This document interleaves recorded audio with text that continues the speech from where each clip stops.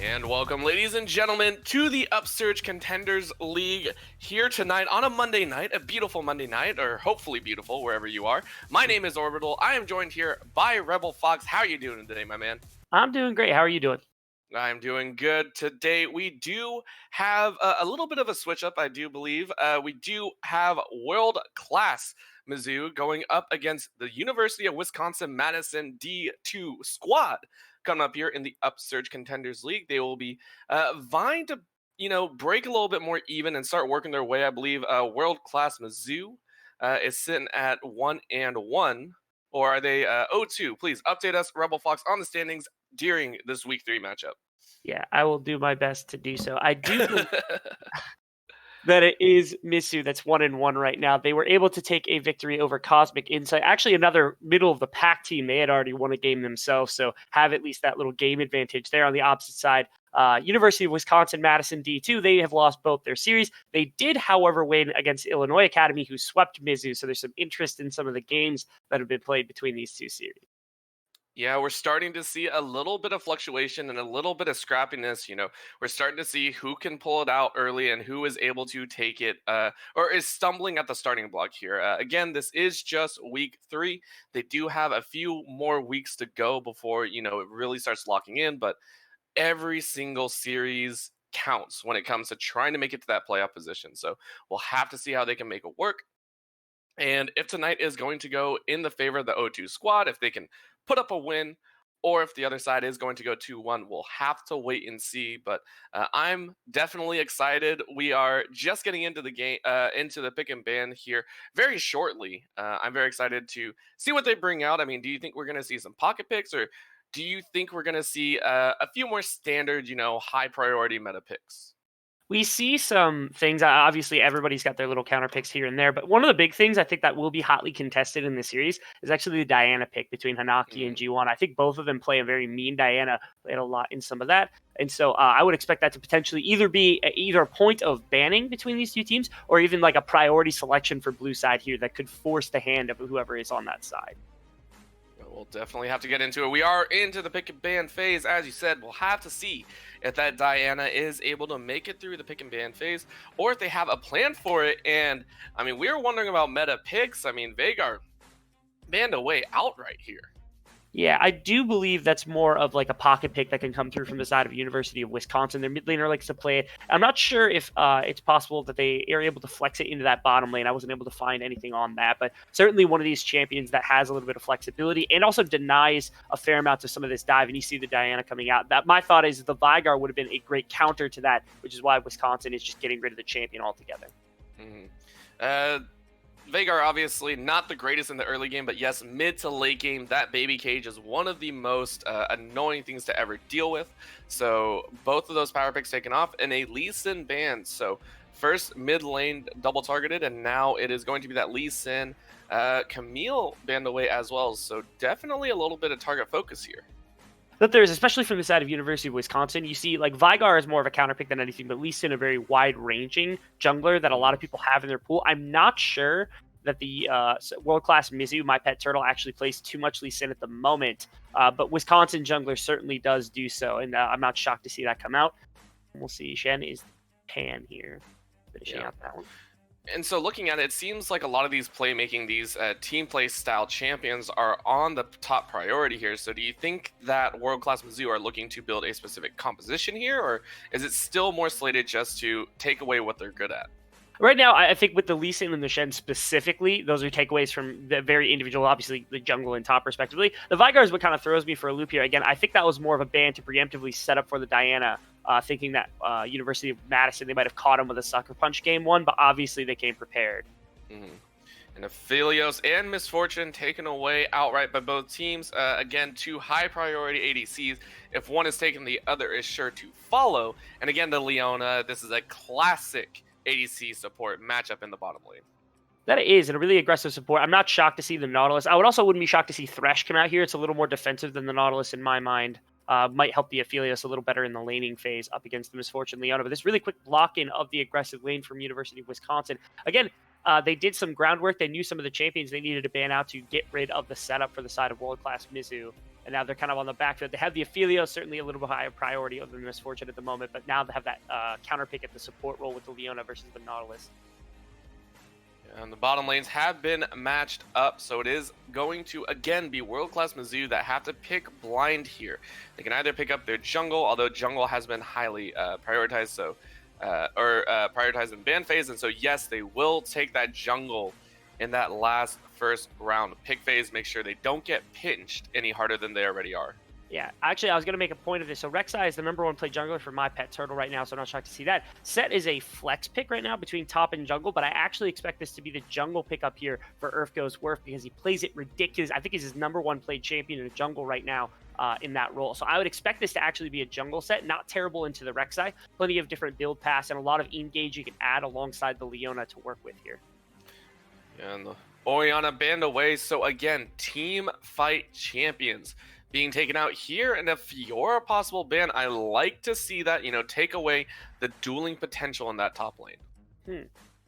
Yeah, now we're starting to see, especially towards the solo lane, the Orianna surprising because obviously Wisconsin would have had priority on that pick to throw in with the Leona or the set, so they just must not feel comfortable, and it's a really good counter engage option into things like the Leona and set that just kind of jump in wildly. Trundle is very, very targeted towards Year of Rat. He's a very good Trundle player, plays it a ton.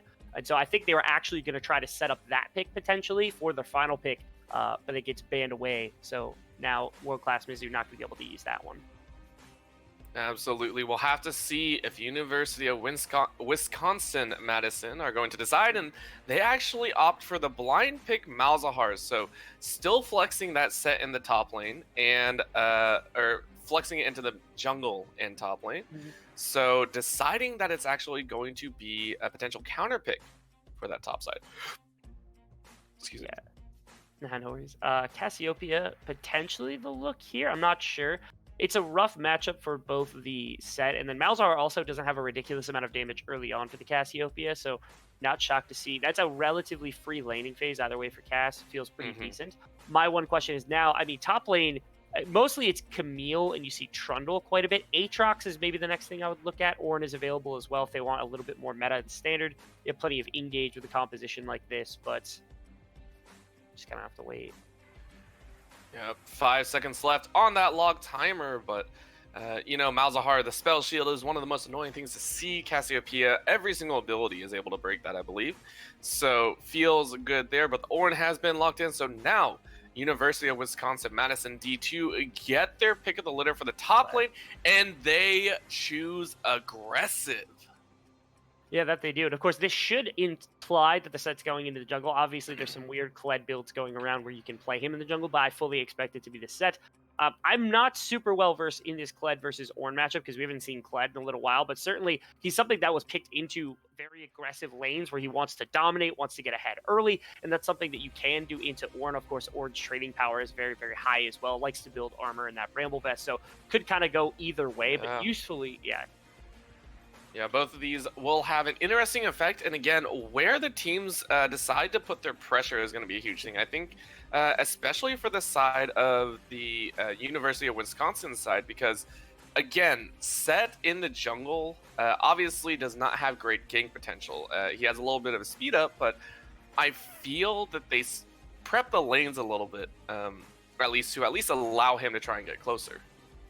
Yeah, that's the case. You do have quite a bit of gank set up. I mean, even Kled in that top side has little CC with the Q and the ultimate, but then you got Malzahar ultimate in the mid lane to be able to shut down Cassiopeia. With no boots early on, it will be easier to get onto that target, especially if he goes GLP, something like that, something common to see on mages now. And then, of course, the Leona and the Misfortune can set up for him as well, and there's plenty of options there. On the opposite side, you have the same thing. I mean, Cassiopeia, Ornn, Nautilus, all great ways to set up ganks for Rek'Sai. And in my mind, Rek'Sai doesn't necessarily want to fight Set all the time in the earlier stages of the game, but him being able to gank a lot of these lanes into the Misfortune, into the Malzahar, you can put some of these lanes behind it in worse states so that your team fighting composition can come through from Mizu.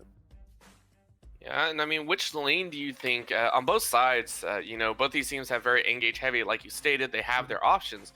Which side of the map do you think we're going to see the most action? Do you think it's going to be that top side with the junglers helping the top laners, or do you think we're going to see this bottom lane be focused a little bit heavier, or even mid lane?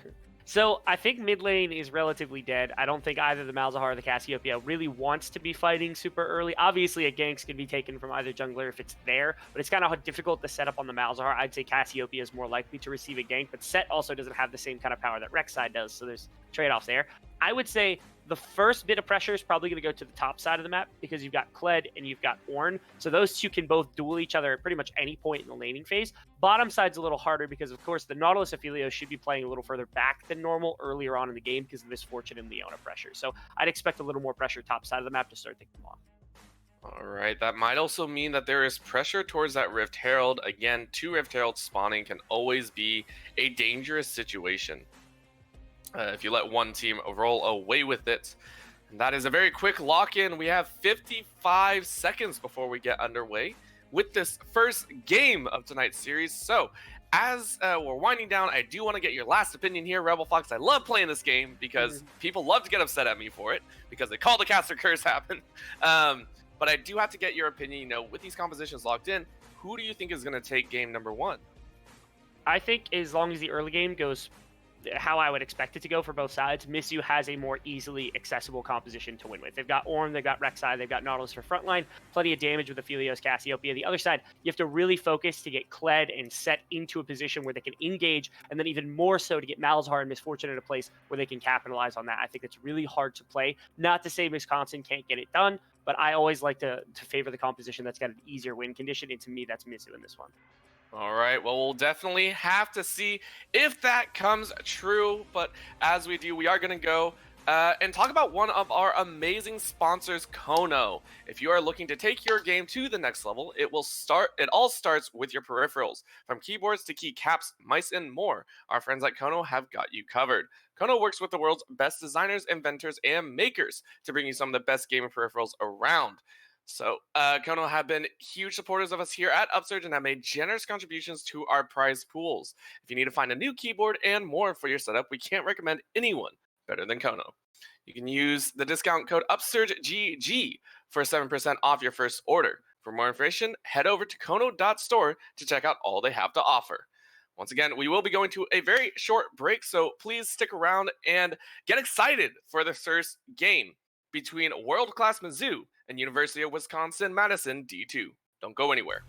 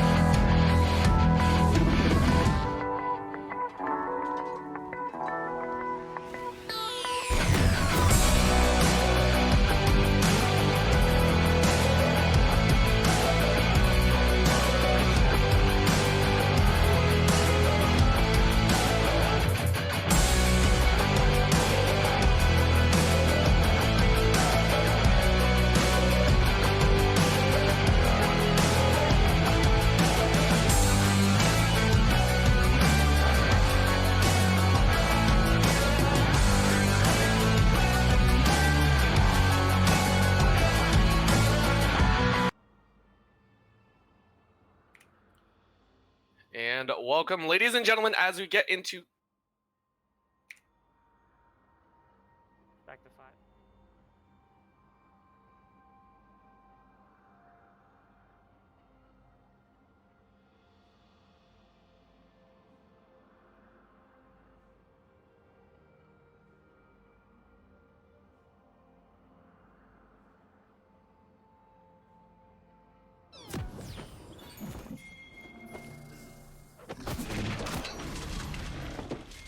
All right, and welcome back, ladies and gentlemen, to game number 1 between world-class Mizu and University of Wisconsin-Madison D2. On the blue side, we do have You're the Rat in the top lane, My Pet Turtle in the jungle, Hanaki in the mid lane, and Can't Carry, and Please No Jax in the bottom lane.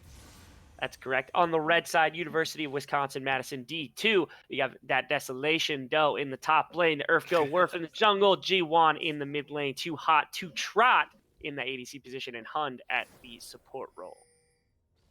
And we already see a little bit of a mix-up here. Instead of the usual 5-point, we do see the entirety of University of Wisconsin, or at least 4 members, piled into the one bush, which looks like they're going to try for a little bit of a late invade, but immediately spotted out by Aphelios, so not going to be able to do anything there, but do get the ward down. Yeah, we'll trade vision back and forth on both sides. I don't think either jungler has a chance to back and get that red ward, which is pretty typical of junglers at this point. So going to be a little safer to be able to kind of, for the lanes at least, not to have that red ward available to destroy a ward and potentially get in for a gank, especially for that Rek'Sai. The Rek'Sai would have loved to have that opportunity, but that late invade kind of cost him that opportunity. Yeah, but they do have the information, so we'll get to see what both junglers decide to do. That is Earth goes Werf. Understanding that My Pet Turtle is going to be on that top side, possibly doing a straight beeline down. So what he uses that, what he does with that information is going to be very telling of the flow of this game. That's correct. An interesting idea of what you could do here is Rek'Sai is really good at taking blue side camps. My apologies. So we could look for a gank very early on into the top lane. Something else to note is, so right now Ornn has 2 potential build paths when it comes to runes. You've got Grasp and you've got Unsealed Spellbook. You take Grasp in winning lanes, which means Year of the Rat expects to win trades up against the Ornn pick. I don't know that he does, but certainly if he gets these early kill or has some early pressure that can be applied to his lane, that's going to be very determinant for him to continue using this Grasp later on. Yeah, both of them hitting level 2, everyone keeping in steady pace. That bottom lane is getting pushed in, though, towards Too Hot, so we'll see what they can make there. That's the case. It looks like the invade there from Gexerino. Oh. Yep, a little bit of a fight in this top side. Both top lane is actually going fairly low. You're the Rat getting chunked out very heavily, and a flash under tower is not going to secure the kill. So that Desolation... A little bit of an overestimation there, but now we see on the bottom lane a reactionary play here. A little bit of fight. Hook actually lands on a minion, and that's going to be the bottom lane of world-class Mizu getting out fairly safely. Yeah, a good way to start off that lane phase. They do burn Dexerino's flash, but actually it was... Oh. Yep, and I mean, we can't even talk as they go right back in. That's going to be actually a hook and ignite, and that's going to secure first kill. Can't Carry already on the board, and that's going to be a second, but oh, big haymaker knocks out Turtle's health, and he has to flash away. Can't Carry collects 1, but loses 2 team members. Yeah, I got to appreciate that. The stick around there from the Earth Goes Werf on this set pick. He burned the flash from Gexerino and the cleanse from Can't Carry, and they wanted to follow up with that. So Hund is going to be able to go in, get that initial kill for them, and then, of course, as you said, that massive haymaker completely turning the fight in their favor. Fantastic work by him, and that's really hard to do on the set, to not have to burn your flash and get ganks off early.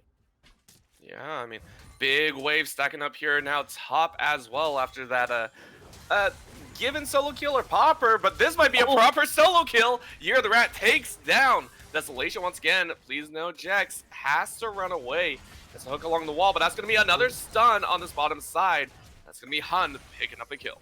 Yeah, and right now with the Ornn having pressure in the top side of the map, I like that the response from Earth Goes Werf is to put pressure onto this bottom lane where they have strength, so they're able to get the MF and the Leona rolling. It's also behind the tower right now. Oh, but here we have a tower dive going under, and that's going to be the haymaker to secure it. But that... Feels bad. And that's what happens when you don't practice aggro juggling. Down goes Earth. And just an unfortunate series of events there, I feel. Yeah, that gives 2 kills over to the Aphelios as well, which is rather sad. He's a little bit behind the Misfortune, still going to come out with the BF sword. So all that damage that was done on the bottom side to be able to deny some gold is going to get turned around just with that little shutdown there onto Urko's worth. Nice damage going around, and again a bear hook going out. After Desolation went down to Des, I'm surprised he moved up, because now here comes a gank from Turtle. He knocks Skarl away, and that's going to be Kled running for his life. Don't think this is going to matter, as one more Q and a little bit of hot breath is going to take him down for his third death. And here on the bottom lane as well, Can't Carry collects his third of the game as well. What is going on right now? I feel like that was an overextension from that Desolation, though, and from Hot. And what do you... Wait... Oh, and here we have a tower dive as well, and world-class Mizu are definitely showing why they deserve the name. Okay, like I said, that's just disrespect for multiple members. We saw it multiple times. So the Kled's too far up. He already died twice the year of Rat, and then gets ganked from behind by the Rek'Sai. Obviously, that's going to happen if you have no idea where the Rek'Sai is going to be. Then bottom side, Hun just kind of went in and then died. Like, there was no reason to try to cancel Nexarino's flash. Here we have an engagement. Oh, nice Hextech flash, and oh, wait, they found Jax! They found Gex! He got hit by the Zenith Blade, and that's gonna be the Haymaker keeping Earth alive. He's gonna run away and survive to talk about the kills as University of Wisconsin pull back 2. This is a bloodbath on multiple levels. That it is, back and forth. I mean, we already have more than 2 kills a minute average, which is just crazy. And hopefully this game slows down at least a little bit, because I would honestly get to the point of calling this a mild clown fiesta the way that it's gone. But yeah, I mean, we are seeing decent rotations when it comes to the junglers being able to punish these lanes when they're walking too far up. The Earth goes worth, again, being able to support this MF and this Leona bot lane a couple of times to get that pressure away from the sea. Because of course, the Aphelios has 4 kills, but whenever the jungler is down here, they haven't been able to win a fight. So if you continue applying this pressure, you might have a chance to turn this lane back in the favor of MF Leona. And the same thing happens in that top lane where Year of Rat, I mean, he can now basically hold his own against this Kled no matter the state of the game. So you have perfect lane to work around on opposite sides of the map for both teams. Yeah, we now see Turtle sitting in that mid lane, going for the gank, and actually burns the flash out of G1. So a nice little gank there. Keeps G1 alive. Also doesn't have teleport, whereas Hanaki actually has all summoners up, I believe. So gonna feel pretty safe in that mid lane. That he will, thankfully. The ultimate is still up from G1, so Hanaki can't really look to get aggressive very heavily, but should be perfectly fine as long as the...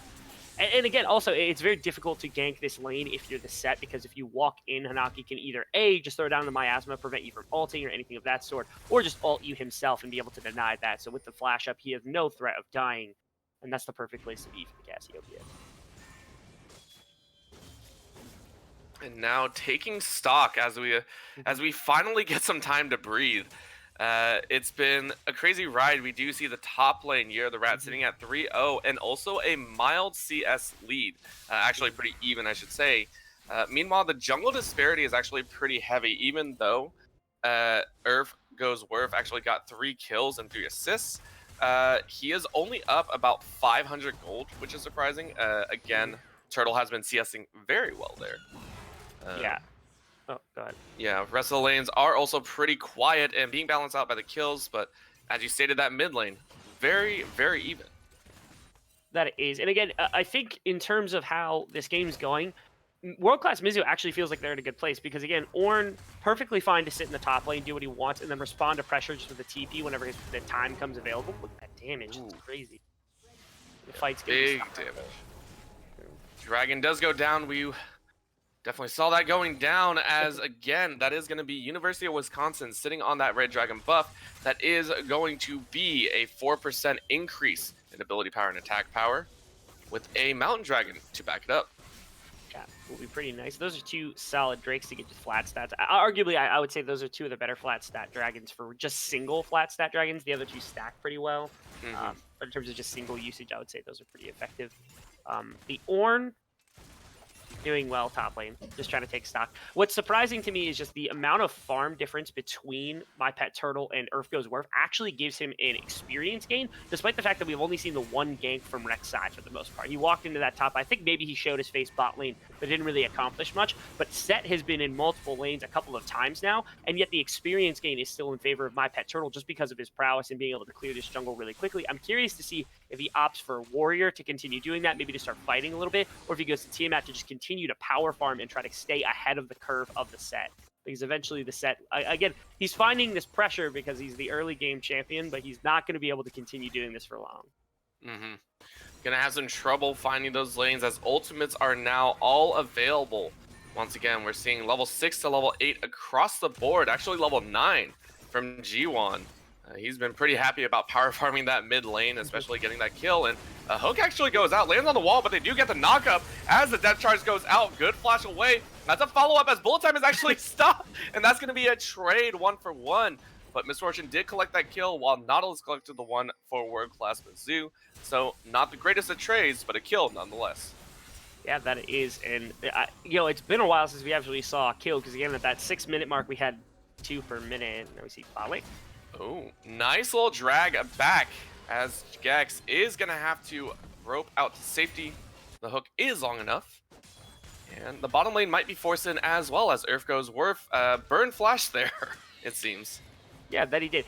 There was a point there where I think he could have thrown the ultimate, tried to cancel the hook animation or something of that sort, because I know there's plenty of ways that you could utilize that on the set to deny movement whatsoever. Your rat goes under tower. Yeah, I think he actually thought that he was going to have the pillar still up, so his charge would have actually hit a little bit later, or earlier I should say, but there goes the charge to get out of danger. Desolation, understanding that that was probably going to be a dive under the tower. Yeah, I'm not sure if he had that information from some specific ward somewhere, because it doesn't look like they don't have a ton of information on the top side, whether or not My Pet Turtle actually poked his head out. Yeah, it looks like there was a ward there, so possibly a ward, I'm not sure. Either way, he gets himself to safety. He is sitting at 0-3-0, but he has kept the farm up, which I am very impressed at. A nice cancel on the pullback.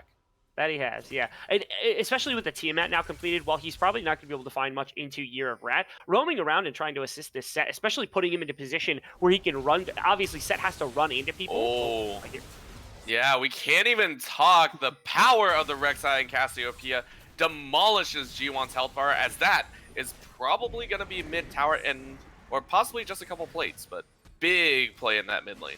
Yeah, that Rift Herald going down must have been the play that we had missed. That would have given the information over to Desolation to know that he was going to get ganked. But of course, yeah, as you said, the combination, finally the Rek'Sai gets out and finds a really good gank in the mid lane to set up Hanaki and deny G1 any more of this experience. Of course, he's been collecting waves pretty freely, had that kill given to him in that bottom side, so thankfully gets a little bit of the gold back for Hanaki. Oh. There we go. Yeah, we do have the pause. It was mentioned earlier that there is some lag going on, I believe, for Worth, but this does give us a little bit of time to talk about the scale of the game, as we do see 16 kills in 12.5 minutes, and yet no tower is taken. Only one dragon off the map so far, and I mean, it feels like a very heavy bloodbath. That it does. They've been fighting back and forth for a lot of things. Surprisingly, the neutral objective have gone really effectively uncontested from both teams. It's been pretty free for one team to take or the other. Like I said, just taking stock of things. You've got Set, you've got the... Oh, we got to fight here. Yep, straight out of the pause, we do see Hun getting rooted up and shut down. But that's going to be the ultimate for ultimate, as that is going to be kill for kill, jungle for support. Well, good play on the bottom side. Obviously, My Pet Turtle trading for Hun there. Not going to be able to pressure the MF off the turret, though, because Naki's going to return to face G1. Make sure he can't push in that tower himself. Yep, and as we hit the 13-minute mark on the dot, that is going to be tower plates. Fairly evened up here. We do see 2 taken in the mid lane apiece.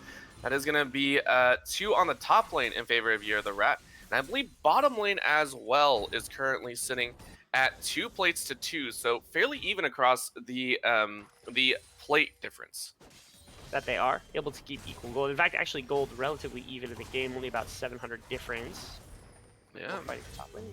Oh yeah, big damage on that top side as we see another fight in that mid lane as well. That is going to be the suppression onto Hanaki, but that still means that the showstopper is going to come out. Not going to be enough, though, as the kill does go down. Cassiopeia down to the burn damage of G1, but he is now in a bad location. Going to get rooted up, possibly killed, but look at the health bars. The health bars are very low. G1 looking like he wants to try and turn it for the kill, but not going to get it. Yes, he does!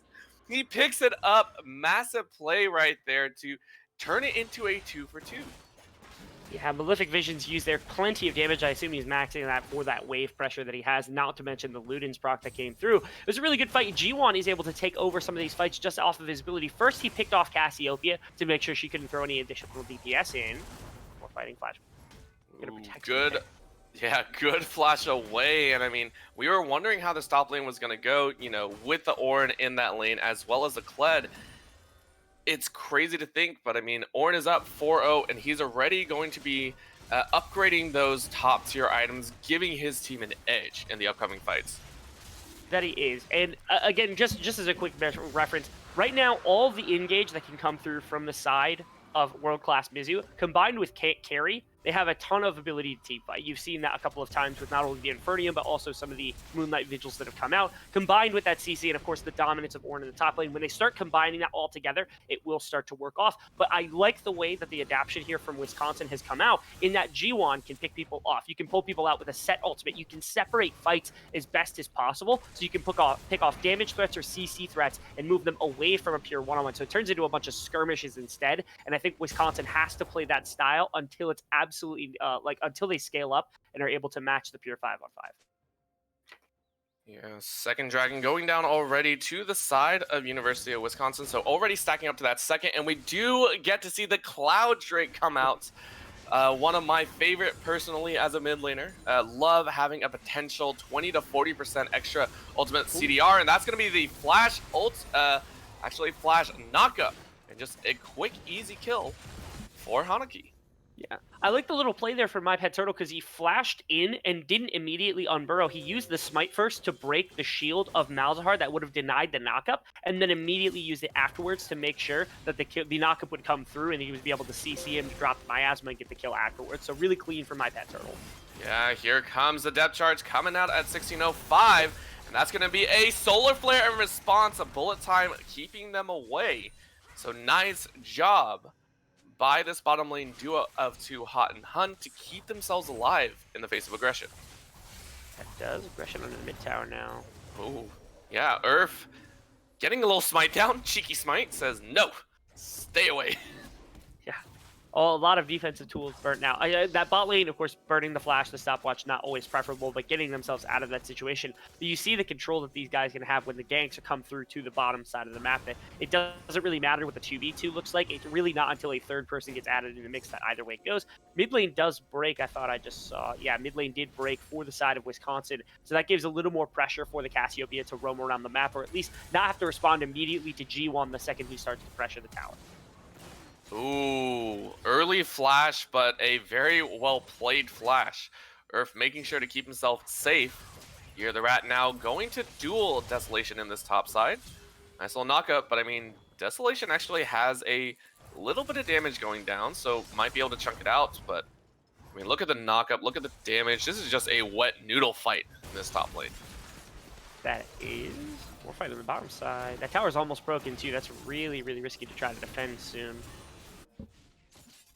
Although My Pet Turtle's on the opposite side of the map, don't have to worry about too much. And now it looks like Urfko's Dwarf is actually walking towards the bottom side too, to make sure they couldn't go just for a hard commit onto this bottom tower. So you'd expect to see maybe a fight there soon. G1's on his way down too. Yeah, can't really do it. He's walking through a minefield of wards.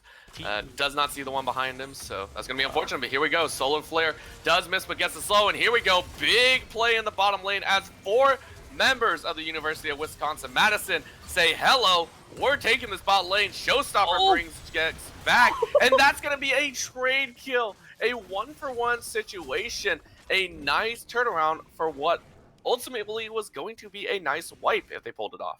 Yeah, I'm shocked that Gexarino was able to find a way through the rest of that team. He just ducked and dived and weaved his way through that entire Madison squad just to get the 1 kill trade onto Too Hot to Trot, which means also, even if they were to get a multi-person pressure to this bottom side of the map, there's no follow-up because your ADC is dead. So they can't push for a tower, they can't do anything like that. Also buys time for My Pet Turtle to get this Rift Herald respawn potentially with the top lane tower. not a bad little response here from the side of world-class Mizu. Yeah, they're doing well to play very reactionary. When that gank went down, it was very obvious that they were bringing what looked to be 4 or 5 members, and yet Turtle went directly to that red trail, picked up the second one that is going to be a tower broken in whichever lane he decides to place that one down. Dragon is coming up in 35 seconds as well, so this is where the attention is really going to be drawn. We already see Gexerino shifting his ward vision, so Battle of the Vision is going to come down very soon. That it will. Right now, it looks like world-class Mizu has complete control of the Dragon area. They haven't taken one yet, which is kind of the strategy in some cases, where... Yeah, good damage actually going out. Root comes out as well, and Scarl might be popped off. No, Can't Carry is going to hold steady with that Gravitum gun in the Infernum as well. Massive wave clear coming out and able to take the last few hits. Just says, all right, I'll tank one shot, knock it down. We now have pressure where we want it. That they do. Being able to push down that bottom tower. Mid tower also down. Waves pushed away. Set is also a little far out, so I don't even know that they're going to be able to follow up after the Drake with a fight. You could see the attempt, though. So glad to put him in position. A little bit early smite, but you know what? They still got it. Doesn't matter. There it is. Solar Flare lands onto Gexerino. He might be the sacrificial lamb. Depth Charge goes out just to stall them out. But a split fight on the far side. Desolation went a little bit too far. 1 more seconds there, and Gexerino's staying alive. Oh, but the Showstopper is going to take him down. But there it is. Nice kill by Pet Turtle. Gets the kill onto the Misfortune, and that's going to be a cleanup crew arriving in the form of Hanaki and You're the Rat. That it does, and what a fight that was from both teams. Mizu, again, they were in a pretty rough situation where they had split up very heavily. I got to give a ton of credit over to Gexerino. That's the second time he's been able to extend a fight so long to get the rest of his team in position to take the rest of the fight, and that cleanup crew coming through, as you said. Now 3 kills onto his ADC after that one alone, and the Cloud Drake still goes their way. You got to give them appreciation. This game was going back and forth constantly, but it's starting to look more and more like world-class Mizu starting to play to this fight a lot better than they were earlier.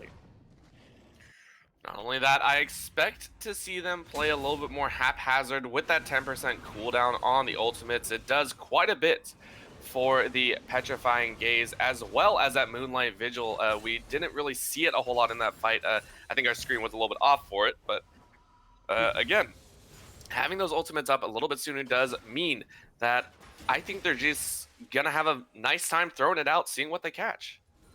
Yeah, a couple of those ultimates. The Moonlight Vigil's a really big one if you have, especially the Gravitum, to be able to set up a pick play. It's something that comes out from so far away, you don't always expect it if you're on the opposition. So having that Moonlight Vigil on 10% lower cooldown is a pretty nice way to try to at least fish for some of the plays. The same thing be done with that with the Ornn ultimate as a way of getting this super long range engage that you might not expect otherwise.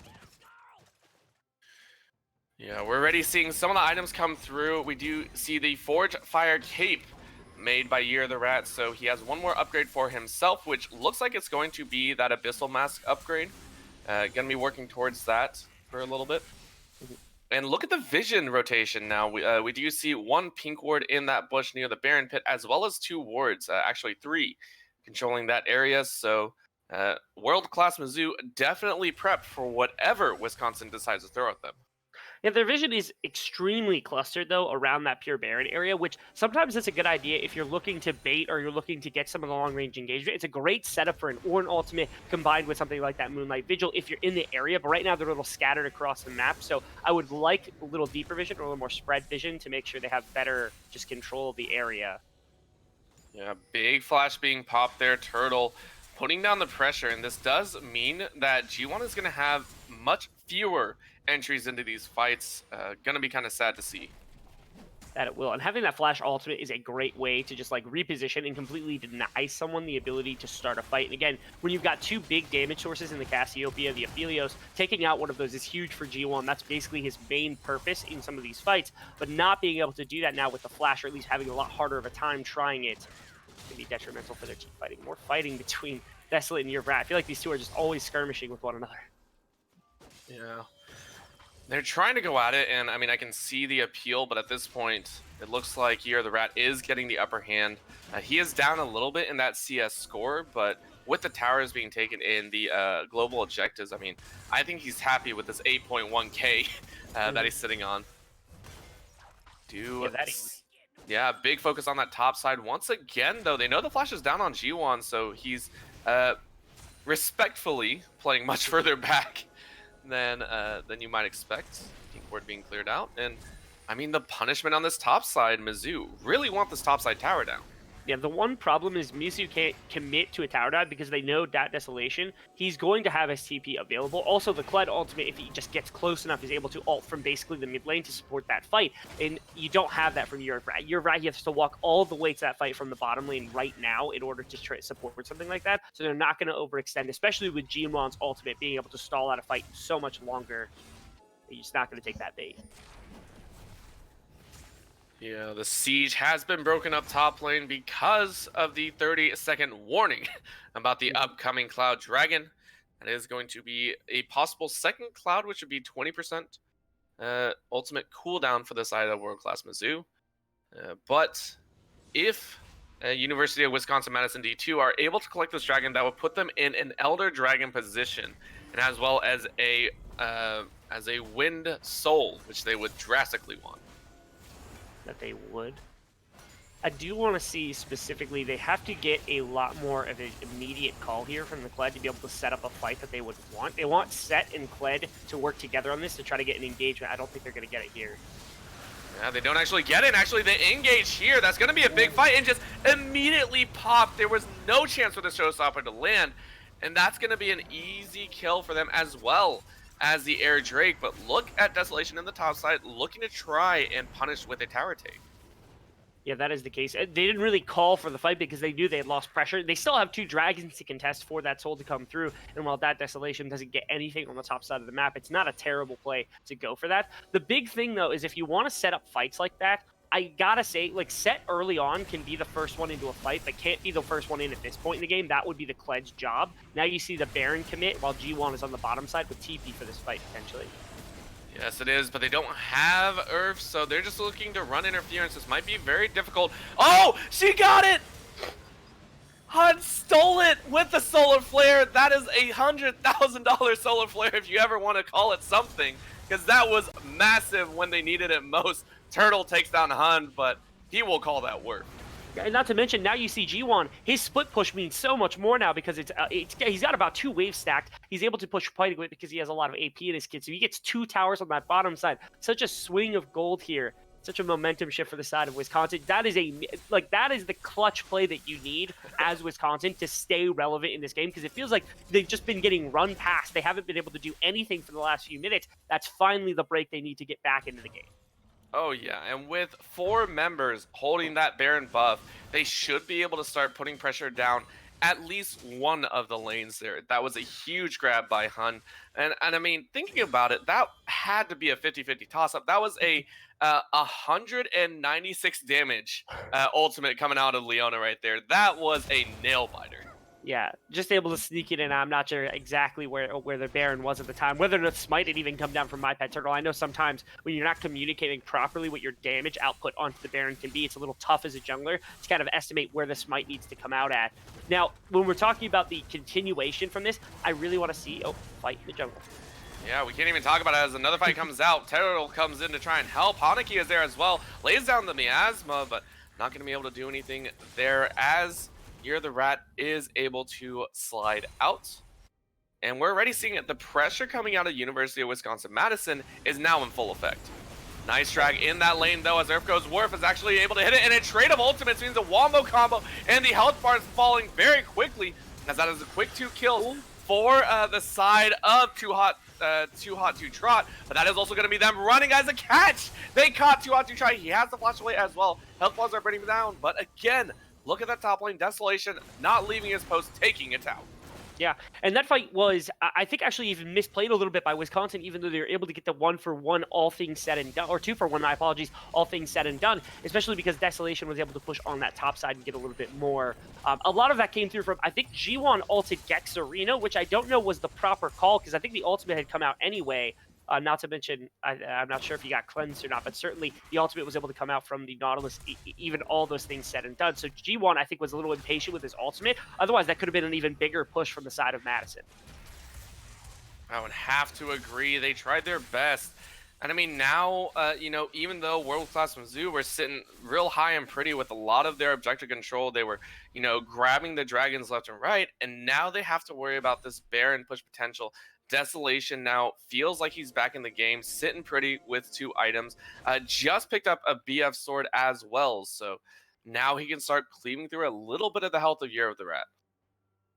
That's correct. Not to mention, I mean, you're talking about a pure gold advantage. Year of the Rat has been ahead of Desolation for the entire game, and it's finally at the point where you got a 500, 400 gold advantage for Desolate over the Ornn, which is the first time that that's happened for the majority of the game. You've got G1 has a ridiculous amount of gold too. This 14,000 gold is 1,000 gold ahead of the Aphelios, who has the majority of the gold on the side of World Class Mizu. So Malzahar scales super well into the late game. You don't see him that often, but anybody who's experienced level 18 full build Malzahar knows how much DPS he can pump into both tanks and carries. It doesn't matter who it is. So working a front to back team fight with G1 is probably your best bet here. That's perfectly set up by Earth Goes Worth, by Hund in these fights. And I'm hoping they're able to get that because he will dominate. He absolutely will. I mean, looking at it overall, he's sitting real pretty. I think highest itemization in the game right now, sitting at 4 completed items. And he's just happy to sit back, drop the dots on people, drop the silences as well. He has, I think, 40% CDR, so he is doing just fine in that matchup. We do see the Cloud Dragon completely spawned. That is going to be an attempt started up here by the side of University of Wisconsin-Madison, wanting to get their first dragon in about 12 to 15 minutes here. Nice. Moonlight Vigil has gone out, and it might be sold. No, that is going to be grabbed by Earth Goes Worth. That's also going to be the Soul Flare going out. Going to be dropped, though, as Hund dies for the dragon, and he goes in as well. Bullet time lands. That's only going to hit a few people as we see a fight on the top side. Nice flash play by Desolation. He's going to get back Skirl. He is so happy. He is living on a prayer right now as he dies under the tower, and that's going to be a knock up on the bottom side as the team of Wisconsin-Madison are going to get run down and chunked out for their dragon take, as World Class Mizu say thank you very much. Yeah, that's correct. The fight afterwards actually somehow gets 2 kills at the end. Oh, 3 kills. Okay. This kind of flipped on its head. That was a flash shotgun to the face, as Desolation says, I'll pay you back for all those early game ganks.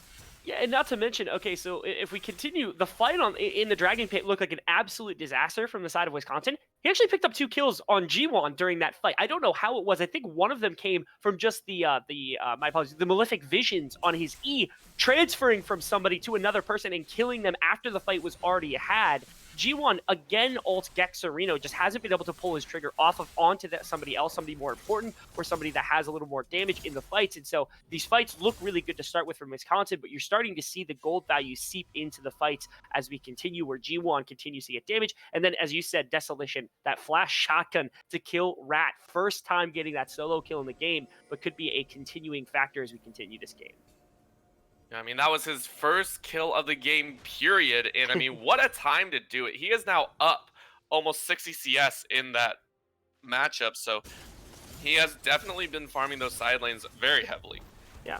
And it's surprising to me also because Year of Rat has had an advantage for most of the game, and you'd think, oh, he should probably be transferring it into the team fight, but he's been responding to Desolation most of the game, and now he's fallen to, disarray, where he isn't able to actually contribute to the team fight, and now can't win the split push. He has to transfer and look more to contribute to his team rather than trying to prevent Desolation, or at least pull Desolation away from the side lane and into the 5v5, because they have a much better chance of winning that than winning up against this side lane push. We'll have to see if they can pull it off. And I mean, you stated it at the beginning, the win conditions for both these teams are very clear cut. The team fight coming out has been winning for World Class Mizu, but the split push is starting to show prowess here for the side of Wisconsin-Madison D2. And I mean, who can execute it better? I mean, looking at it overall, who do you think is going to have the jump in the upcoming fights?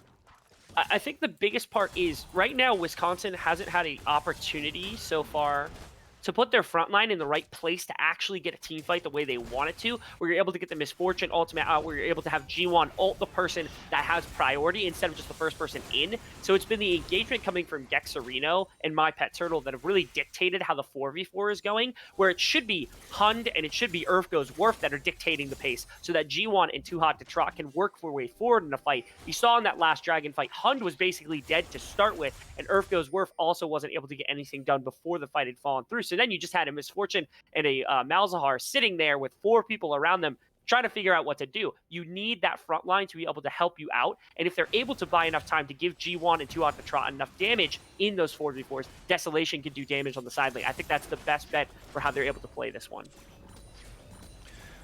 Let's see, they're able to pull it off. Again, we are reaching that mid to late game breaking point, 34 minutes, 10 seconds. And it's just getting to that point where one death can easily signify you lose your base. So far, we've seen 2 towers taken by world-class Mizu versus the 6 taken by Wisconsin Madison. And we'll have to see if they can keep it up. No inhibitors down yet, surprisingly. That's correct. No inhibitors down quite yet. I'm seeing QSS's. Actually, QSS's came out for both of the carries on the side of world-class Mizu here. So they, even if the ultimate comes down from G1, they're going to be able to deny that. So he might have to focus more of his efforts towards My Pet Turtle, or at least wait for that QSS to be burnt by somebody else. Also, the Ornn itemization, there's no Ornn item currently on Cassiopeia or on Nautilus because they haven't built one yet, which is a tragedy because, of course, Year of the Rat now has the ability to upgrade more Ornn items, and getting that gold efficiency is an absolute, it's one of the most beneficial parts of this kit in this late game, so it's pivotal that he's able to get something like that done. Dragon priority looks to be going the way, at the moment, of world-class Mizu. They have all the vision they need. Yeah, but I do want to talk about the fact that currently Can't Carry is sitting on 2.1k, as well as 1.4 for Hanaki, so I mean, they haven't been able to buy for this fight. Here comes the ultimate coming out. Call of the Forge God lands onto Goes Worf. It's going to be a Solar Flare as well as in the back line. Pet Turtle just says, I'll solo out your ADC. You don't get to fight this anymore. They're going to lose their inhibitor, but I mean, they might say worth for this dragon. However, a steal is possible.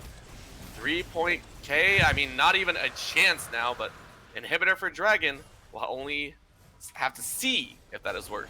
Yeah, and maybe even more. You could potentially see, Hunt here try to deny some of the back timings. They did. They already denied at least one.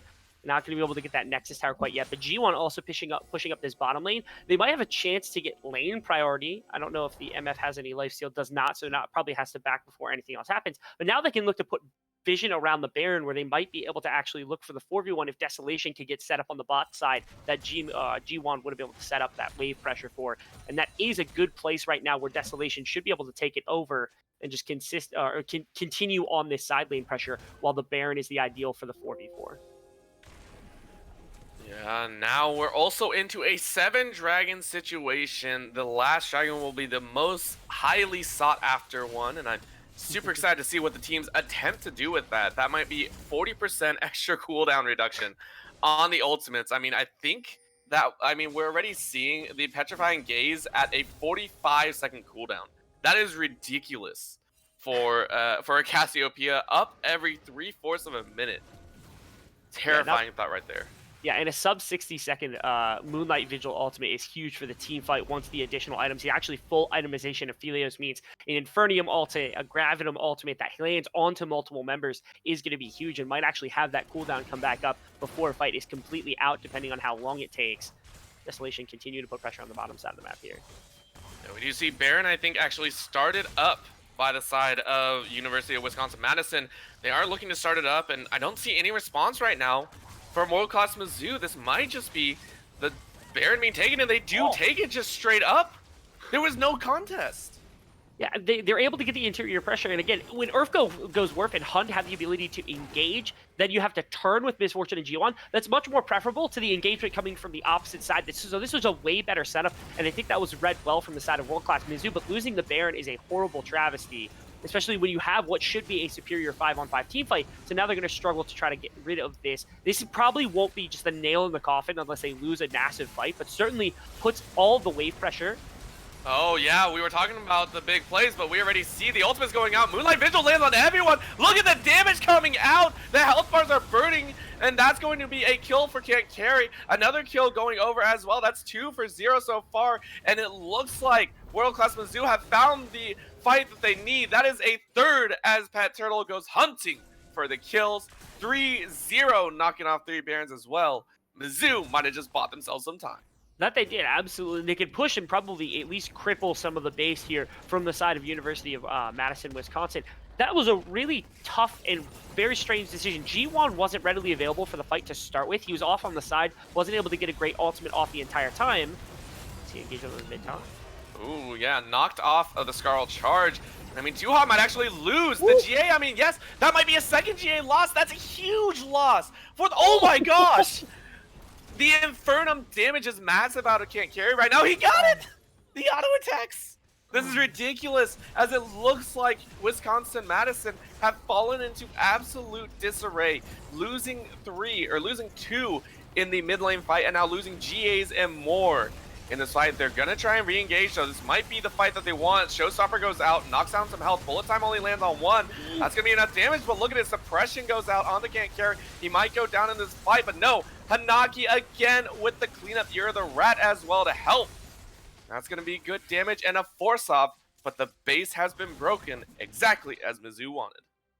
That's the case. These fights have been so scrappy in the last just minute or so. Again, I think the setup should have been there for the side of Wisconsin to get that 1-3-1 rolling with Malzahar and the Desolation in the side lanes. But I love the way that when the fight was lost and you had most of your team down, Desolation and Tuhot to Trot with their Guardian Angels bought enough time to only lose the inhibitor. Had that not been the case, if they had lost that fight a little quicker, they had died there, that would have been probably game end right there for the side of Wisconsin. But because of those cooldowns that they were able to use, they buy themselves a little more time for the fight, at least around the cloud rig now. And now both teams do have enough time, 30 seconds to really decide what they want to do. You know, both teams are going to vie for this extremely hard. 40% cooldown reduction on the ultimates for World Class Mizu. And I mean, you really want to make sure you secure this. Both teams have battled back and forth, and it's only going to be up to time to tell who gets that Elder Dragon Soul. Yeah. Or, I'm excited to see Wind Drake Soul, sorry. I'm excited to see my favorite build path in the entire game maybe come to fruition. You don't get to see it very often, but it's actually the Mercurial Scimitar upgrade for the Cassiopeia, just for some more damage when that item is completed. Oh, that is so sad right there. Immediate burn down, as that's going to be the Forge Dragon and the Soul coming out, and just a Call of the Forge God just kind of in a frustration right there. Yeah, not able to catch anything. Actually, Desolation is on the top side of the map, and now their backs, they have to come out very, very quickly because he's going to be able to push that so fast. Yeah, he is. They're chasing right now. Werf actually stalls out, gets a showstopper, able to find the rest, and that's going to be the stun as well. They're routing them. This could be game right here. No, couple people got back. Can't Carry is there as well. Does go golden as Desolation is trying to play it up on the other side. G1 picks up a kill on Gexerino. Down goes Desolation in that fight, but he was able to get a Nexus Tower, and that's going to be a 1-for-1 trade. However, that was a top laner for support, so we'll only have to see if they can hold on. These teams are going to give me a heart attack. Every single fight is just like, oh, this is going to be it. They're done for. And then something comes through and they're able to just stem the bleeding at that exact moment every single time. And it's continued since the beginning of the game. Every time there's a neutral objective, there is no fight over the neutral objective. It's everywhere else on the map that they get caught out at, but not around Dragon, not around Baron. For once, I want to see one big neutral objective fight. You're not getting that. We're very, very sorry. As these teams have scrapped back and forth, we saw a fairly nice early game coming out of World Class Mizu. And I mean, they battled hard, and we were wondering, you know, they have a solid team fight late game composition. It just seems that they've been forced to play such a reactionary style that they have not been able to set up properly. The Call of the Forge God hasn't landed on more than, I think, 2 members. And it's just, it seems so difficult for them to really force their way back into this game. Yeah, both teams desperately want a team fight in which they're the ones that set up the engagement ahead of time. If they do so, you pretty much always win. It doesn't matter which side it is. You've seen that time and time again on both sides whenever the fight comes through and the ability to clean up afterwards. At this point, also, items have been completed pretty much everybody. There's about 4,000 gold sitting on Aphelios. I'm curious to see if whether or not he swaps out his boots for something like Trinity Force. I know that's something that AD carries have done in the past just because it gives you movement speed, and then also the Phage, some additional damage, ridiculous damage that you can get as well. Or even Guardian Angel potentially could help Can't Carry if he has that cooldown available, but let's see. Yeah, a little bit of a jump scare. It looked like Can't Care was like, oh, wait, that's my jungler. Hold on, I'm good. Clears out the ward there. And now it looks like an ARAM in the mid lane as we do see a depth charge going out. Once again, they do have 30% CDR, so I mean, that's the right call. Gexerino just saying, all right, keep throwing out the ultimate, see if we can find a catch.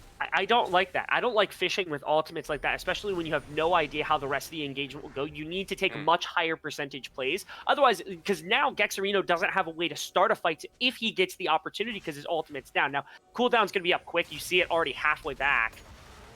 Yeah. A little bit of a scare right there as well as the supports get at it. Oh, but look at the routing now, though. We do have to point this out. Look at Wisconsin Madison. They have the inside track, and Mizu can't answer. Look at this fast track in the mid lane. They're pushing for this blue potion currently on G1, who's full build as well. It looks like they're just going to hard push directly in the middle. They want to end this right now. They got the fast track of Flash Ward from Pat Turtle. This could be the end. It looks like a complete backdoor through the front door is going to call it for Wisconsin Madison D2. Of all the ways the game can finish, you have to have a backdoor. Seriously, that was the least that was anticlimactic, and I'm frustrated. These teams all game were fighting back and forth all over the place. Never once one pure 5-on-5 around a neutral objective, and I was hoping this Baron would be it. And of course, they just run up mid lane and end the game. This was...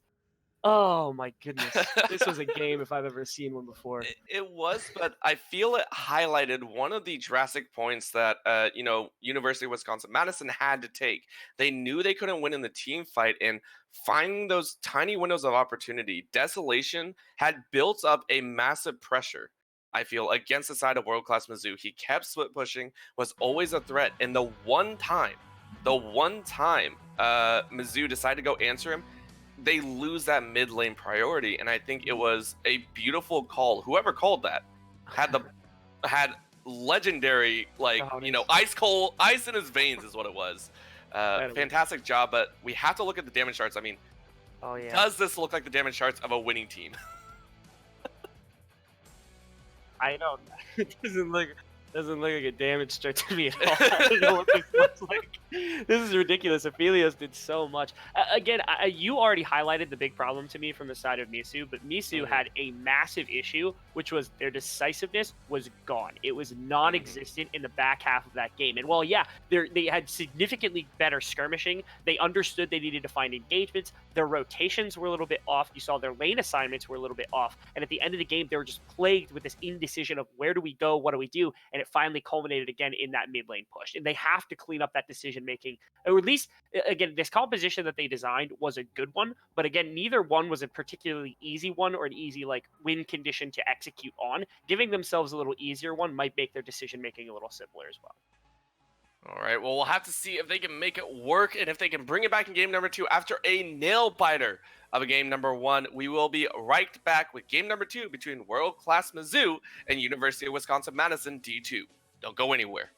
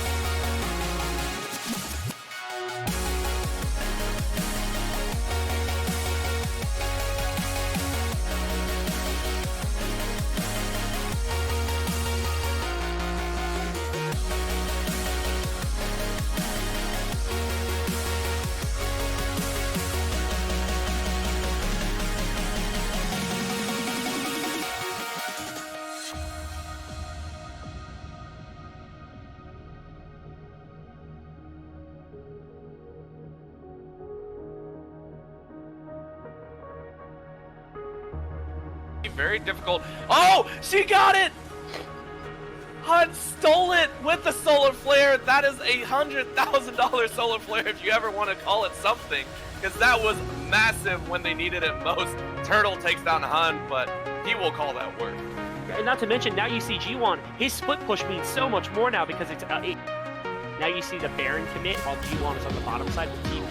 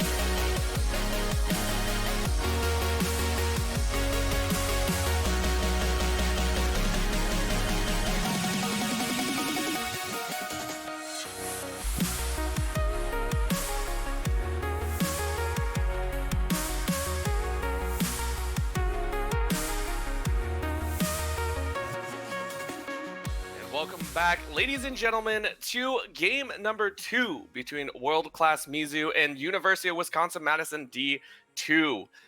Game number 1 started off a little bit in favor of World Class Mizu, but again, we saw what could only be described as a backdoor through the front door by University of Wisconsin-Madison D2. I mean, what can we talk about those last few minutes of that game? Yeah, you actually just mentioned it. I was going to make mention of this beforehand, but yeah, there was a Leona Baron steal during that game, and that completely changed the tempo because at that point, as you said, Mizu was just running away with it. They had everything under their belt. They had every fight. They had all things. They were sitting on like a 2,000-3,000 gold lead, and if they had gotten that Baron, that would have likely been siege for towers, probably would have been an inhibitor. They had one of the towers already kind of crippled, and it would have been a complete shutdown of the split push from the side of Desolation. But because all of that got denied with the Baron steal, that's what kind of gave the momentum shift for Wisconsin to come back into the game. You can't expect that again on the side of Wisconsin. I would not count on that. But certainly, I mean, if you give the opponent the ability to make plays like that low percentage but still possible play, like it's going to happen. It could happen from time to time. So you have to take those off the board and play higher percentage plays if you're on the side of Mizu. Yeah, we'll have to see if they can pull it off once again, or if Mizu are going to shut it down. But getting into the big ban phase here again, Diana taken away on the side of University of Wisconsin-Madison. They say, nope, we don't want to deal with that. Fiora banned over on the side, so once again, taking away some of those high priorities. But this time, Aphelios not... Okay, so it looks like we're target banning the exact champions that were played in the last game. You got to appreciate that. But I got taken away first rotation, too.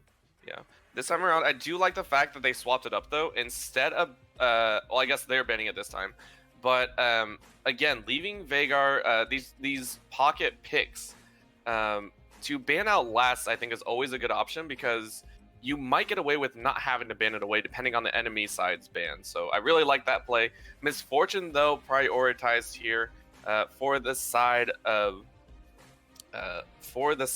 University of Wisconsin-Madison again. And Zaya Jarvan locked in as well. Huh. Oh, that Hun didn't sound good. Yeah. Sorry, I got an update that maybe the layup was... I'll tell my producer the layout might be a little bit messed up right now, but I'll take a look at some of it. Yeah, no worries, no worries. We'll get that figured out here very shortly. We'll take a little bit behind the scenes. But going over it, the Lee Sin locked in. It was banned out last game. Nautilus as well locked in. So again, a lot of these champions, prioritizations that might have been banned away in game number 1, we get to see come through in game number 2. That it will. We do see the Jarvan banned out last game. We see the Rumble come through as a response as well. No Rakan is able to come through here. They denied. They slammed the door on that one. That's a pretty big takeaway. And a couple of top laners also being taken away from the side of Wisconsin. They might have locked that in for themselves. Yeah, big changes coming out here. The Zaya, J4, and Rumble locked in that first pick phase. But this time around, Shen and Kled. So I believe that's a total of 4 champions from game number 1 taken away this time around. Actually, that's 5 because Leona's off the board as well. So just drastic changes in this pick ban phase. We do see the set picked up in first rotation on the second pick phase.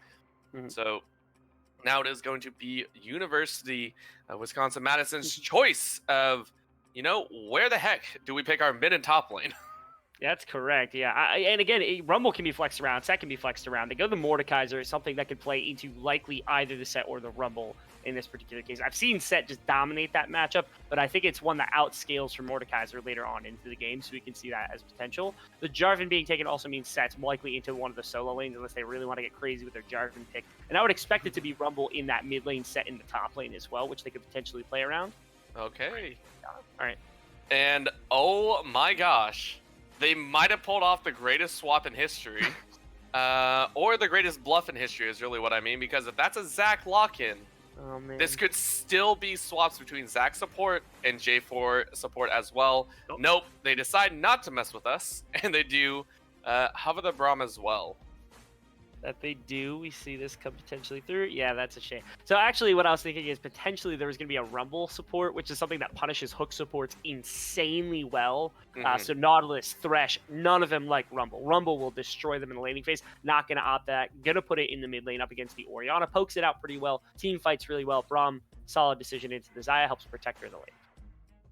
Yeah, I do have a very slight worry, though. This is more my own pet peeve, and I want to get your opinion on it.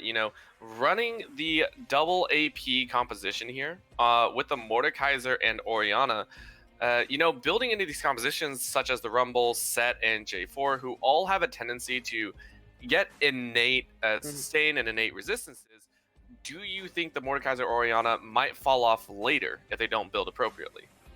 Yeah, there's a lot of that coming through. My big problem is like Rumble, Set, or Jarvan, and then even Braum really have a lot of bulkiness to themselves. And as you were saying, not only is it an issue for sustained damage dealers, but the burst that comes through from Orianna, if it's not strong enough, will basically just tickle these champions. There's not much that you can do. And again, that's not resistance that's not magic resist that they need to build just to stack against Orianna. That's just naturally their champion's capability of tanking damage a little better. The other problem I have right now is Orianna does the best ball delivery system they have is this Lee Sin, which is mildly inconsistent depending on when the kick comes through and the communication from these. So I wouldn't count on always getting the perfect shockwave in a fight. You're going to rely a lot more on a responsive shockwave than a proactive shockwave where you're going to get everybody through as it is. Yeah, we'll have to see how that plays out. And on the other side, the laning phase does seem to be a possible issue this time around for world-class Mizu. These melee champions are going up against Orianna and Mordekaiser, both who have or are known as being big lane bullies. That's correct. Let me see. Okay, so it would be the Set top lane. They're not going to be flexing around anything crazy like that. And again, I don't know if I want to even detail this any further, but again, Mordekaiser versus Set. Oh, come on, man. What are you doing? We're playing around here. Please. Listen, they can try. They can try. They can try. Oh, there it is. The Master Yi coming out right now. That would be ridiculous if we saw that. It would be fun, I will admit. It would be an interesting way to go. Honestly, one of the best ball delivery champions, because if you get near him, Orianna punishes you, and if you don't get near him, then he punishes you by just running you down with a sword. That's my theory craft for the daily. Stop hitting me, stop hitting me, stop hitting me, just over and over again, repeatedly. Yeah.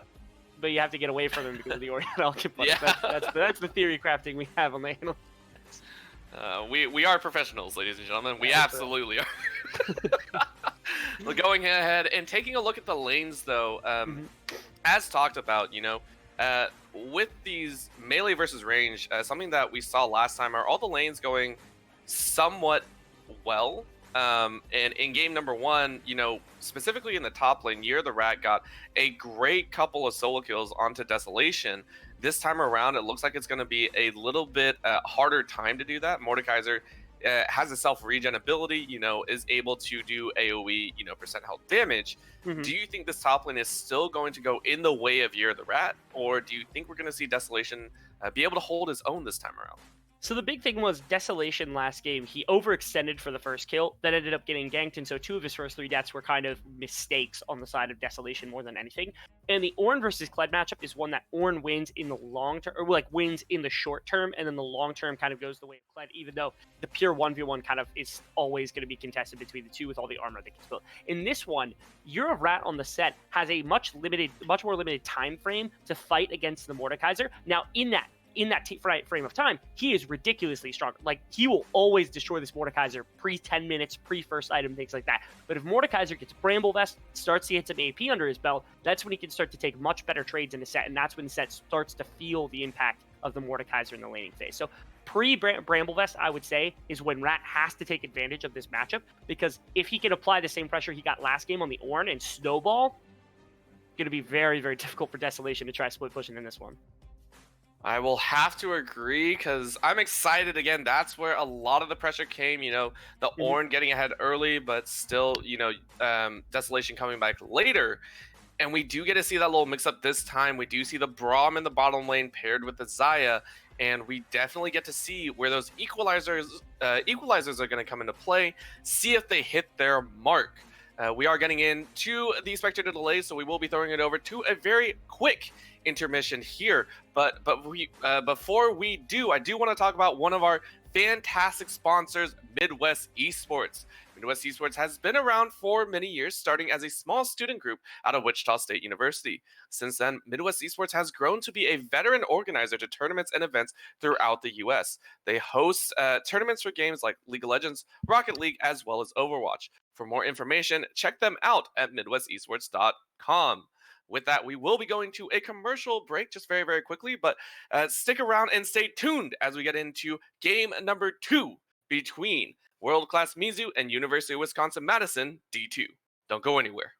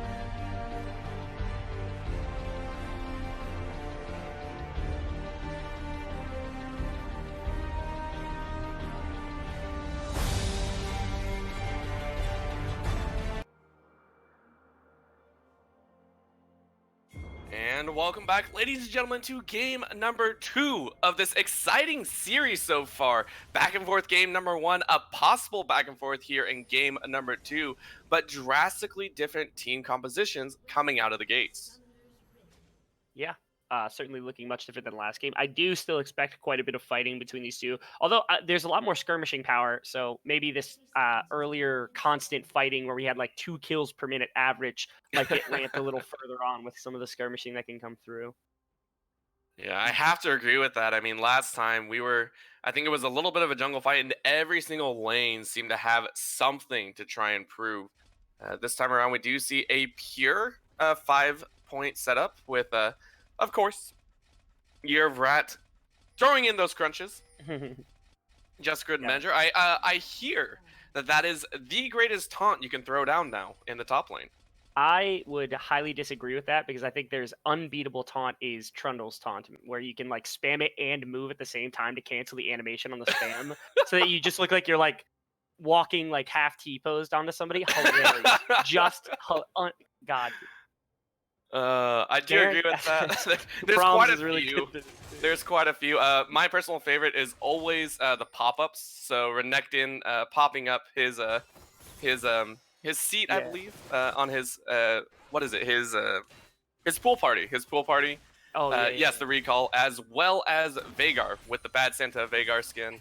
So much fun, but again, that is the crux. That's the only time we're talking about taunts here, as we get into a fight. Yeah, but a big coming in on this top side, an early level 2 gank. We were wondering about this, and immediately Desolation tries to flash away, and almost got the save there as well. And Earthgo's Worf tries to save and not able to. First blood at 2 minutes 10 seconds for this world-class Mizu. And immediate, oh my gosh, this is so unfortunate right now as another flash forward and Earthgo's Worf flashes.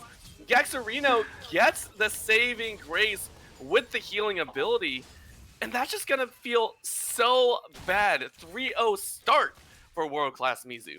That can't get any worse. You've now burnt.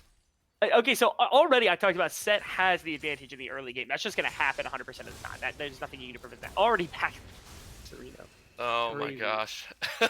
He's nuts. Also, remember, this is the support from last game. This was the Nautilus who was constantly trying to hit hooks, do things in the laning phase. They swapped My Pet Turtle to the support role, I assume, because they wanted to try something a little bit different. I know My Pet Turtle is that substitute in the squad, so Gexerino is the normal jungler, and I think if this is indicative of the play that he brings, we could see a very different game from game 2. Well, absolutely. I think it's already a big one, you know, not trading kills back and forth, already up to a 1.3k lead. I mean, really forcing these engages as well. I mean, it's working for them. They have forced their way forward, made that play happen top. And, you know, we were talking about at the beginning as well, you know, that AP top. Gonna have some issues, but nice smite away, gonna get the Rift Scuttle. He's gonna get out as well. Gexerino says, all right, thanks for the shield, buddy. They might actually dive under the tower here. No, Earthgo's Worf actually hit the wrong target, and that's gonna be a snag under the tower. The feathers are flying fast and furious, and that's gonna be a possible stun here. Concussive Blows is there, and there it is. Can't carry with the flash over the wall. Is gonna secure 2 more for his team. Man, Gexerino has now baited so many fights. He has 2 camps taken right now, and he's already 1,000 gold up on his opposition. That's crazy to think about. Really nice play there. The EQ to get him out. I think the rotation also for My Pet Turtle with the shield up. Fight by the top lane. Oh. Yeah, shield versus shield. Haymaker wins. Yeah, always does. That's the advantage that the set has early on. His shield is bigger. It does more damage because, of course, you know, Mordekaiser doesn't do any damage. Then you don't have pretty much Mordekaiser either, so that's all a struggle. G1 doing fine though. That's good. Yeah, just this early game is a drastic change, and I don't think we're gonna see the, you know, the game number 1 comeback mechanic really kick in for the side of University of Wisconsin-Madison. Last time they were getting trades back and forth, and that's what granted them, I feel, a little bit extra gold in their pocket. Yeah, Hanaki teleported in the face of G1 there because he knew he was going to get punished by the Orianna early. This is a really good lane for the Rumble. He can poke out the Orianna very, very well, both with his Flame Spitter and also especially with the Electro Harpoons. So this early laning phase is something that's very, very strong from the side of world-class Mizu in that way. That they can also roam around with this Rumble when the Equalizer's out, the Jarvan with the Cataclysm can set up a lot of plays, and then of course You're the Rat has plenty of damage. So I want to see them transition this early, like, very dominant game to start with into a lot of fighting, a lot of objective control early on, because it's the only way that they're, like, later on they will probably have a lot more contention in the pure 5-on-5. So let's see the case. There's already a dragon. Exactly what needs to happen. Yeah, when you're up 5-0, when you have priority in that bottom side as well, you know you can take just about anything. We already see a Stalker's Blade completed on the side of Gexerino, so he knew he could take that dragon without any real contest there. Yep.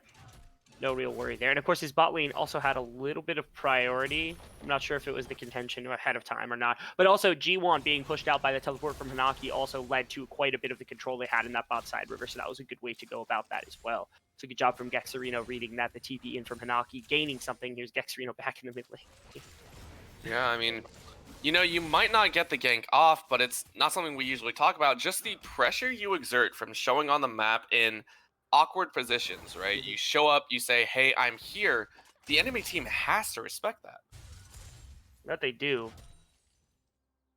And of course, again, if he's popping his head into every lane all the time, you're going to see him and you're almost going to become complacent to his existence.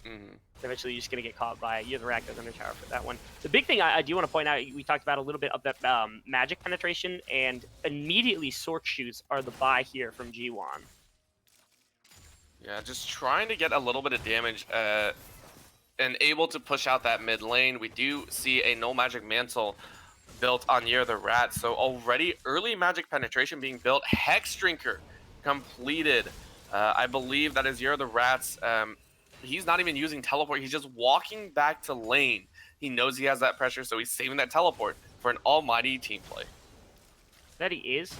So as much as I enjoy Hex Drinker, the burst isn't actually that big of a deal for him because it's going to block some of the grit that he gets in some of these fights, so I'm not sure that I agree with that. Also, and this is just personal bias, I love Wit's End on set. It is amazing. Attack speed feels so... Anybody not building attack speed on set right now, build attack speed on set and then try building him any other way. It's impossible. He feels so fun when you've got, like... I build them on hit, so it's a little ridiculous, but just building Trinity Force and like Wit's End is plenty. I could go through all the optimizations I have for the on hit set build, but I'm not going to. I feel like this is something like, I think it's like Captain Flowers Skarner coming out and talking about that. I don't know if we should be promoting this on the stream. I'm not going to promote it to anybody, but certainly Wit's End is a really good option in a lot of these AP matchups because it provides not only a large amount of magic resist, but also the sustained fighting that is loved to have by set. And again, the Hex Drinker gets in the way of him stacking grit. You don't get that with the Wit's End. Yeah, but we see a massive jump forward. A flash ultimate means Hun has no chance to respond and can't carry. Picks up a free kill. So it looked like Hund was trying to get a Hex Flash off in there somewhere. I don't know I don't know what disrupted him because it looked like it started channeling at the beginning of the Cataclysm, but then it just stopped. Whether he stopped it or not, I'm not sure, but certainly something happened there. But yeah, again, Gexerino making his presence felt around the map, has that already the completed Cinderhulk item. That's really, really big to have. Yeah, I wonder if it was I wonder if it's the Nautilus model. It was too large, so we started channeling it, but the Cataclysm knocked him back. That is possible. And again, I thought he was in the Cataclysm, and then it started looked like it was just channeling, so I'm a little confused why it didn't start that way, but that might have just been like a visual thing. Either way, he got rooted, he got killed. I mean, Gexerino, 2-0-4, 100% kill participation at 9 minutes 10 seconds right on the board there, and just he has been all over the map here. That he has. He's been absolutely insane to deal with. And not to mention, there's tons of control across the map. On that bottom side, you have a ton of like wards in the river for Gexerino to be able to set up any control around Dragon that might come through, or to prevent any sort of rotations. Actually, we see Nautilus heading towards mid lane right now, and this could be a clash because, of course, Gexerino's here too. Yeah, there it is. Nice shockwave lands, but that's going to be an immediate teleport call, and Hun now is able to flash away, but standing on the equalizer means he might go. Oh! The cancellation is real. Pet Turtle allows Hanaki to get the kill and an immediate stop on Hun's retreat 0-3 to his name. That was gorgeous.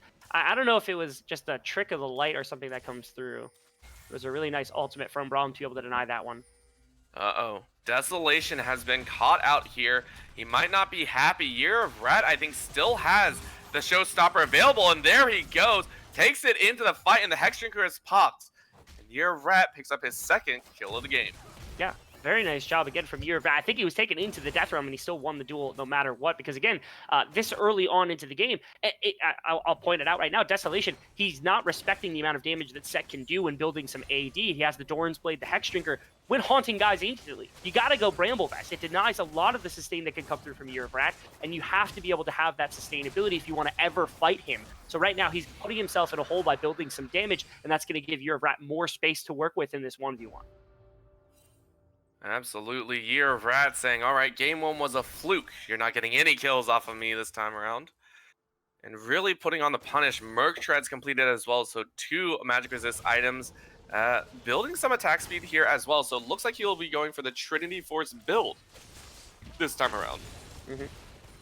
Oh, very nice jumping in the mid lane, forcing G1's flash. There's going to be no flash shockwave coming out in the next 5 minutes.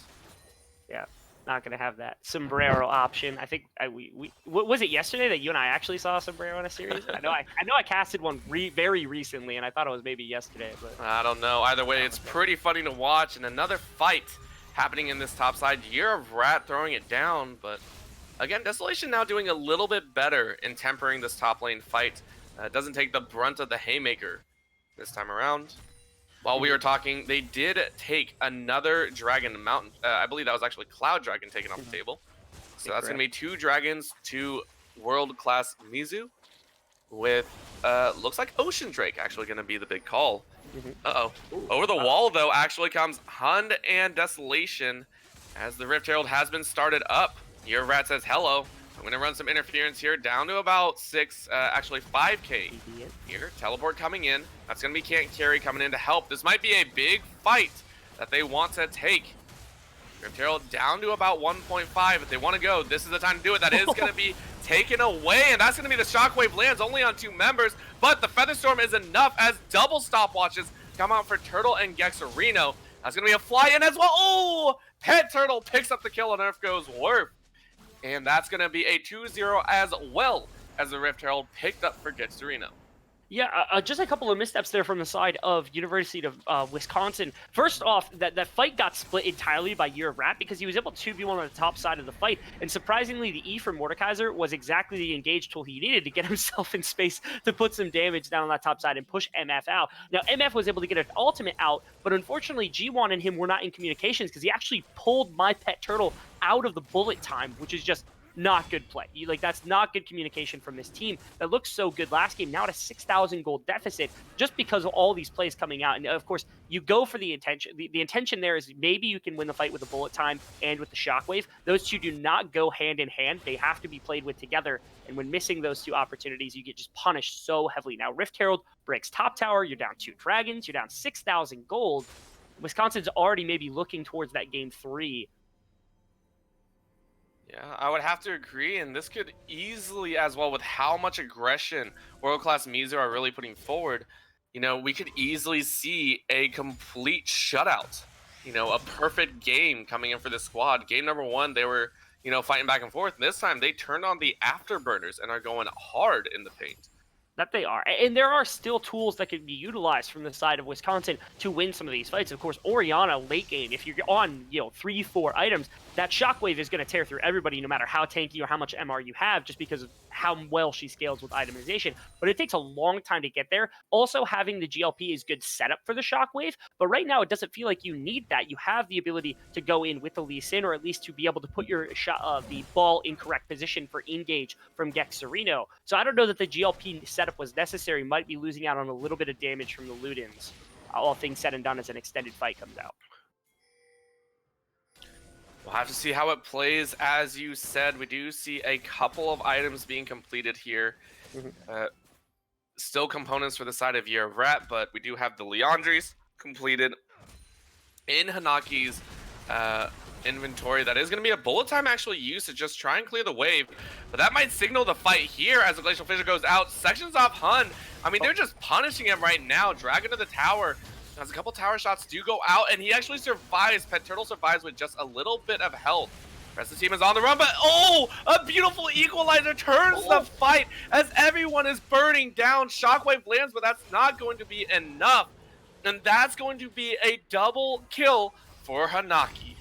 That was gorgeous setup between the fight. That was just absolutely amazing. The Cataclysm coming in there to lock them down on the equalizer from the Realm. After the dive was very, very poor. They missed the Brum ultimate. They missed the EQ from Jarvan. They had no CC. It was very dead My Pet Turtle. And the engagement came out from more fight. Oh, yeah. I mean, in the middle of that talk right there, Earthgrowsworth is able to pick up a kill, but might pay for it here as the feathers are cutting through his HP. Nice little pink ward over the wall. Earth just trying to dance it. Not going to be able to pick it up.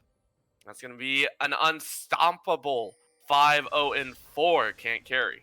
Yeah, and 2,000 gold in his pocket means he might be able to finish some more itemization as he backs at least a lot more of that damage. If he goes for the Infinity Edge, has plenty of components to work with. Again, just flawless execution of the team composition they're running, and especially team fighting feels like they're not making many mistakes. And even better, when they make mistakes, like that tower dive I was just explaining, they're correcting for them very, very well. They're doing good to cover each other's weaknesses when it happens. Again, I also throw back to My Pet Turtle saving Gexarino on that initial play on the bottom side for Earthgrowsworth when he went under tower, ended up losing his life down there very early on in the game. Again, correcting for the mistakes of your teammates is something that is very hard to do sometimes, and it's just phenomenal to see that this kind of turnaround when you just switch Gexarino and My Pet Turtle in their lanes. What a change it is. Multiple bounties on the side of world-class Mizu. I think that's a total of about 1450 that can be collected extra on top of the kill gold. So I mean, these guys are absolutely crushing it. Mid lane is looking pretty as the CS differentials are in favor of G1, and that's going to be a Hextech GLP thrown out. A little bit of damage, and here we go. Fight in the underworld as Year of Rat is being chased, and that's going to be a nice haymaker lands, and that's going to be the Sonic Wave in return. Kick versus Fist as the showstopper is made. Nice kick back out. It's going to be Year of the Rat taking the kill, or actually dying to Desolation. Sorry, got my names mixed up there. That's going to be a 600 gold bounty going over to Desolation, his first of the game.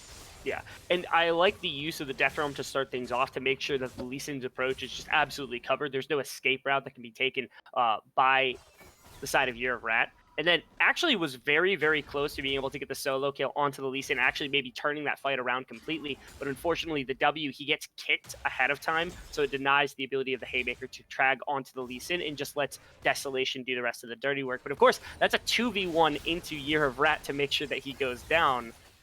Gotta have to eventually take him in that pure 1v1, otherwise the side lane's gonna be a nightmare. And I mean, where do the teams go from here? Because last time we did see world-class Mizu have a very tough time finding, you know, the way to end the game when they were ahead. This time around, they have a much larger gold pool to work with. But I mean, do you think they're still going to have some issues, or where do you think they're going to look towards to really try and open this game up? Well, Rift Herald is a start.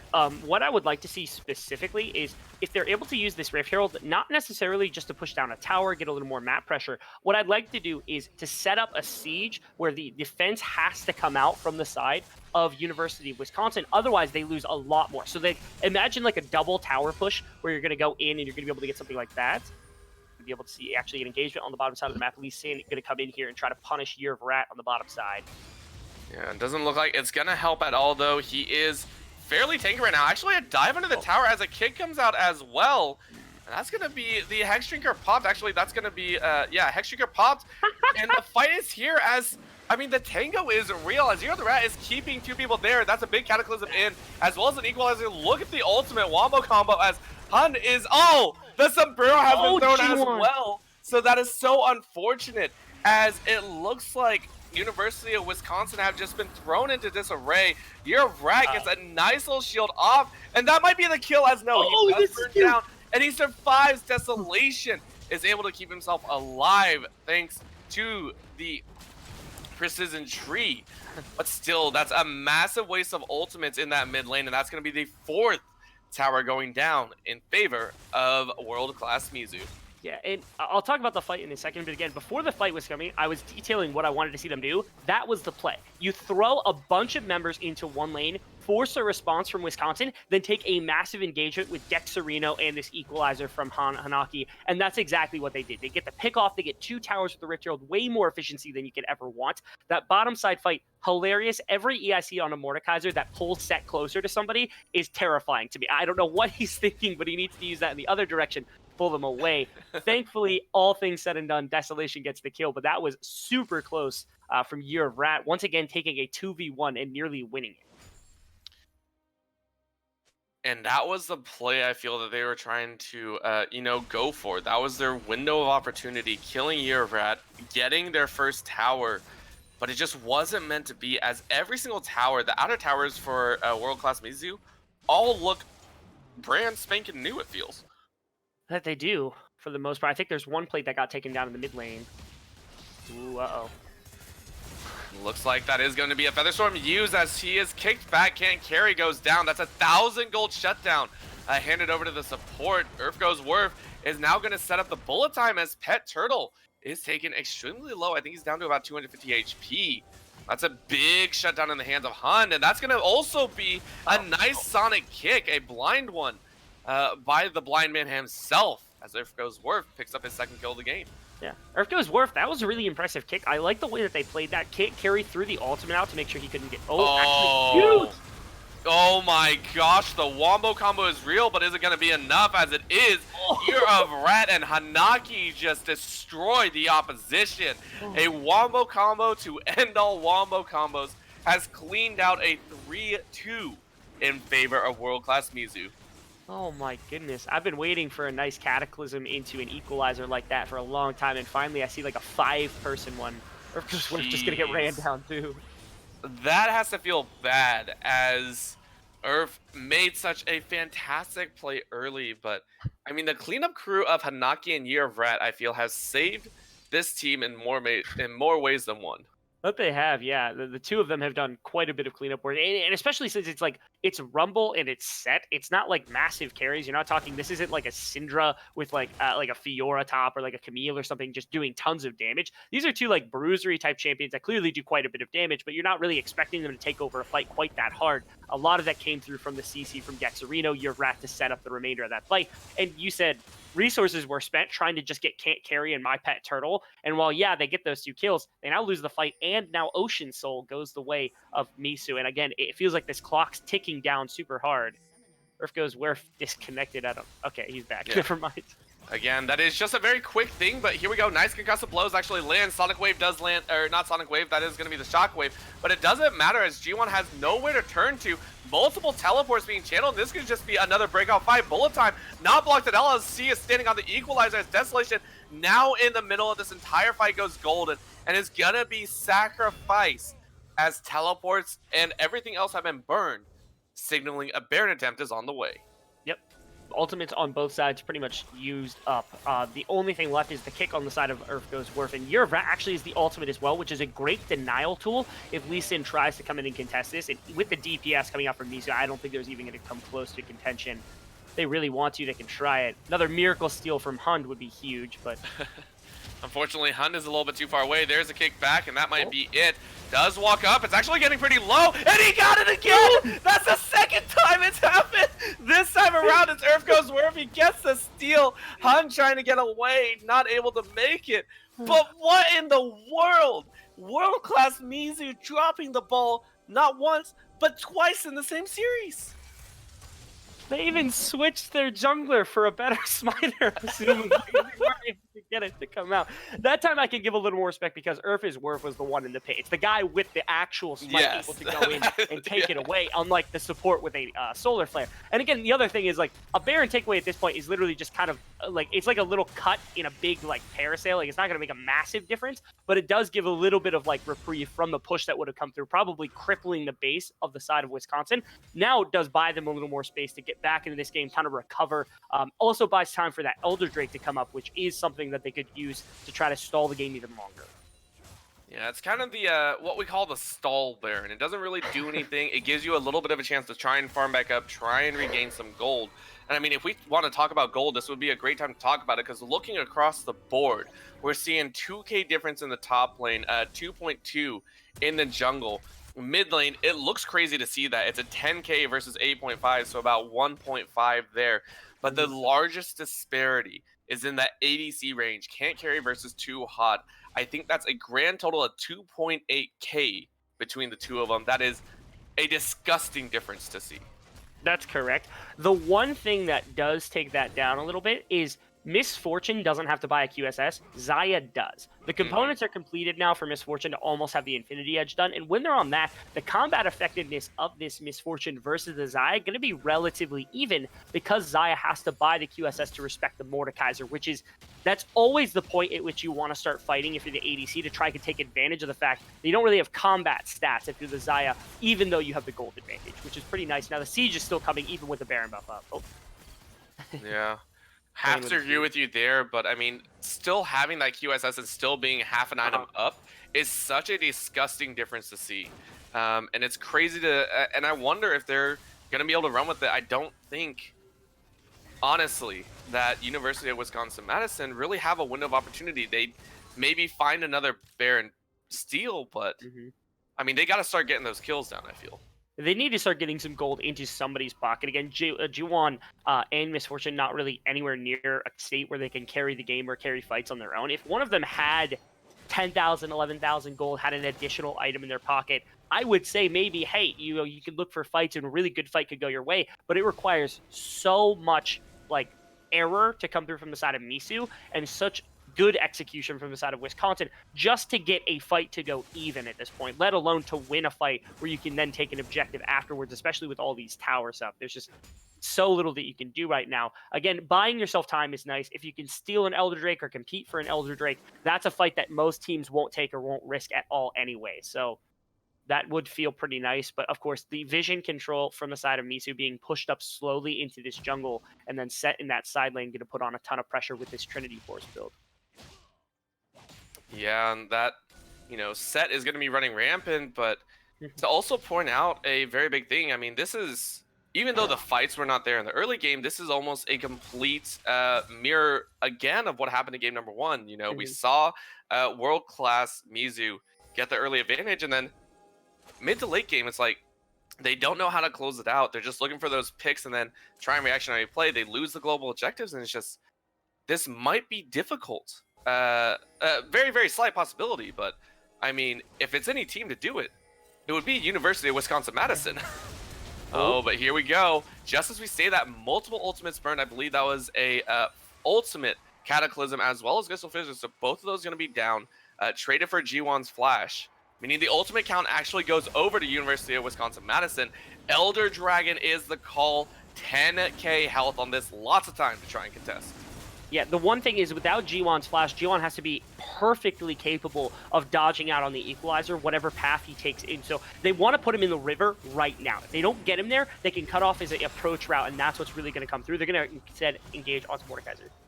Yeah, that's a rumble, a grab, and I mean, Desolation is now just going to walk it all away. Flashes over the wall, is able to stay alive. This is taking a lot of time away from world-class Mizu. He is getting chased around, but definitely feeling strong right there. Actually dancing. He pulled the ADC, the support in jungler. Here comes Year of Rat as well. But what did they get out of that? They stopped the Elder Dragon attempt. But it looks like only a little vision, and it's going to be started right back up. Teleport is up for Desolation, so if University of Wisconsin are able to stall this out for another 30 seconds, they might have a TP advantage here. Yeah, in UW, they didn't use that advantage, that, or at least the space that was bought by Desolation to move up in the river, try to throw down ward or anything like that. They got, I think, one controller. Now the fight might come through here. Yeah, that's going to be the showstopper laid out in full as depth charge is used as well. But there it is. Another Cataclysm comes up as Jack Sereno is able to pull that one off. Hanaki takes down Nautilus once, and Hund is going to burn. And now it is a double kill for Hanaki, as the team just turns it on and says, all right, you don't want to come to us, we'll come to you. Yeah, quite nice. And that should be the confirmation of the Elder Drake, barring another miracle steal. Hopefully that doesn't happen. But yeah, the Elder Drake, I think, is the linchpin in the end of the game. Because now, not only do you have a superior team fight, not only have you burnt all the defensive tools from both the carries on the side of Wisconsin, but any mistake whatsoever is an immediate punish and an immediate kill. Worth is trying his hardest, but he can't get in the pit. I mean, yeah, we couldn't even talk about it as how quickly he died. He is 2-8 on the scoreboard. I mean, Honda's having even a worse time, 1-9-1 on that Nautilus. I mean, this just looks like a straight Baron to end. So, as much as I like Baron, I don't think this is worth it. I don't think they should waste the time on the Elder Drake. I think they should literally just go push all 3 lanes. Because any engagement whatsoever coming through from the side of Wisconsin will be met with absolute destruction in the game. So this is a Baron. They're likely going to back off of it because they have plenty of gold in their pocket. That's a lot of time off the Elder Drake wasted.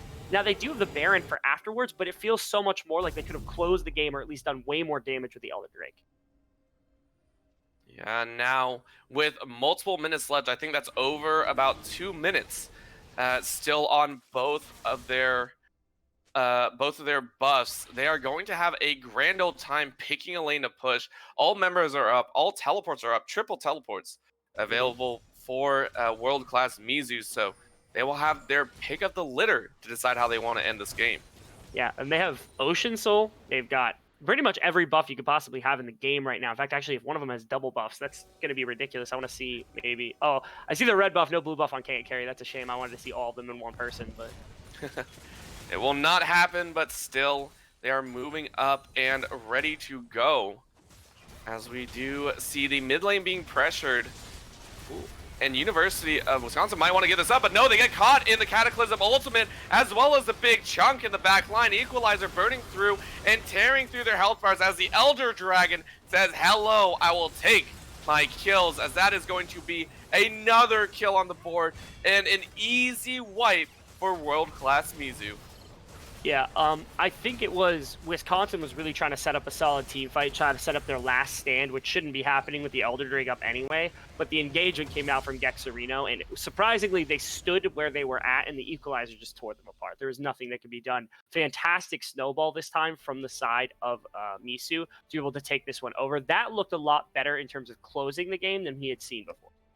Oh, absolutely. I mean, if you can't close with the Baron and Elder Dragon, I'm not sure you're going to close the game ever. But yeah. As we hop out, we take a look at the damage charts. I mean, of course, Mordekaiser in that top side sitting at 19.1. But this time around, we see this Set, Rumble, and Xayah, all 3 of them putting up amazing numbers right there.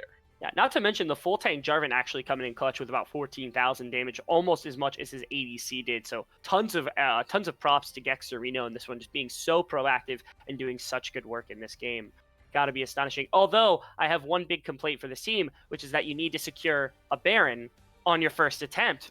Please, please smite the Baron or do something. Just win a fight and then take the... Please, stop. Yeah, I mean, that's twice. I mean, we might see it a 3rd time. Who knows? Who knows? They might get another steal in the critical moment.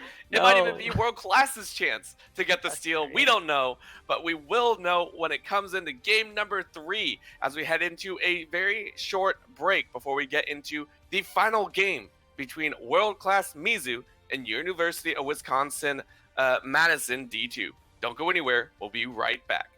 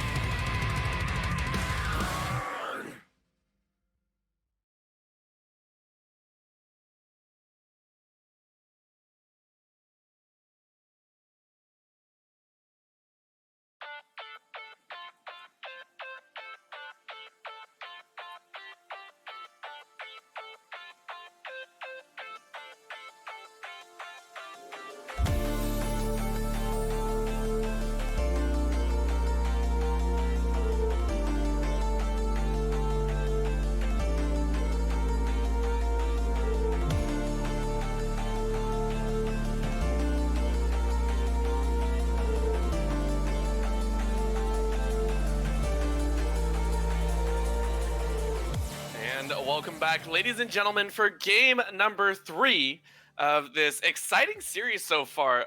World-class Mizu versus University of Wisconsin Madison. D2 have put on a show for us. Game number 1, a back and forth, which saw University of Wisconsin win.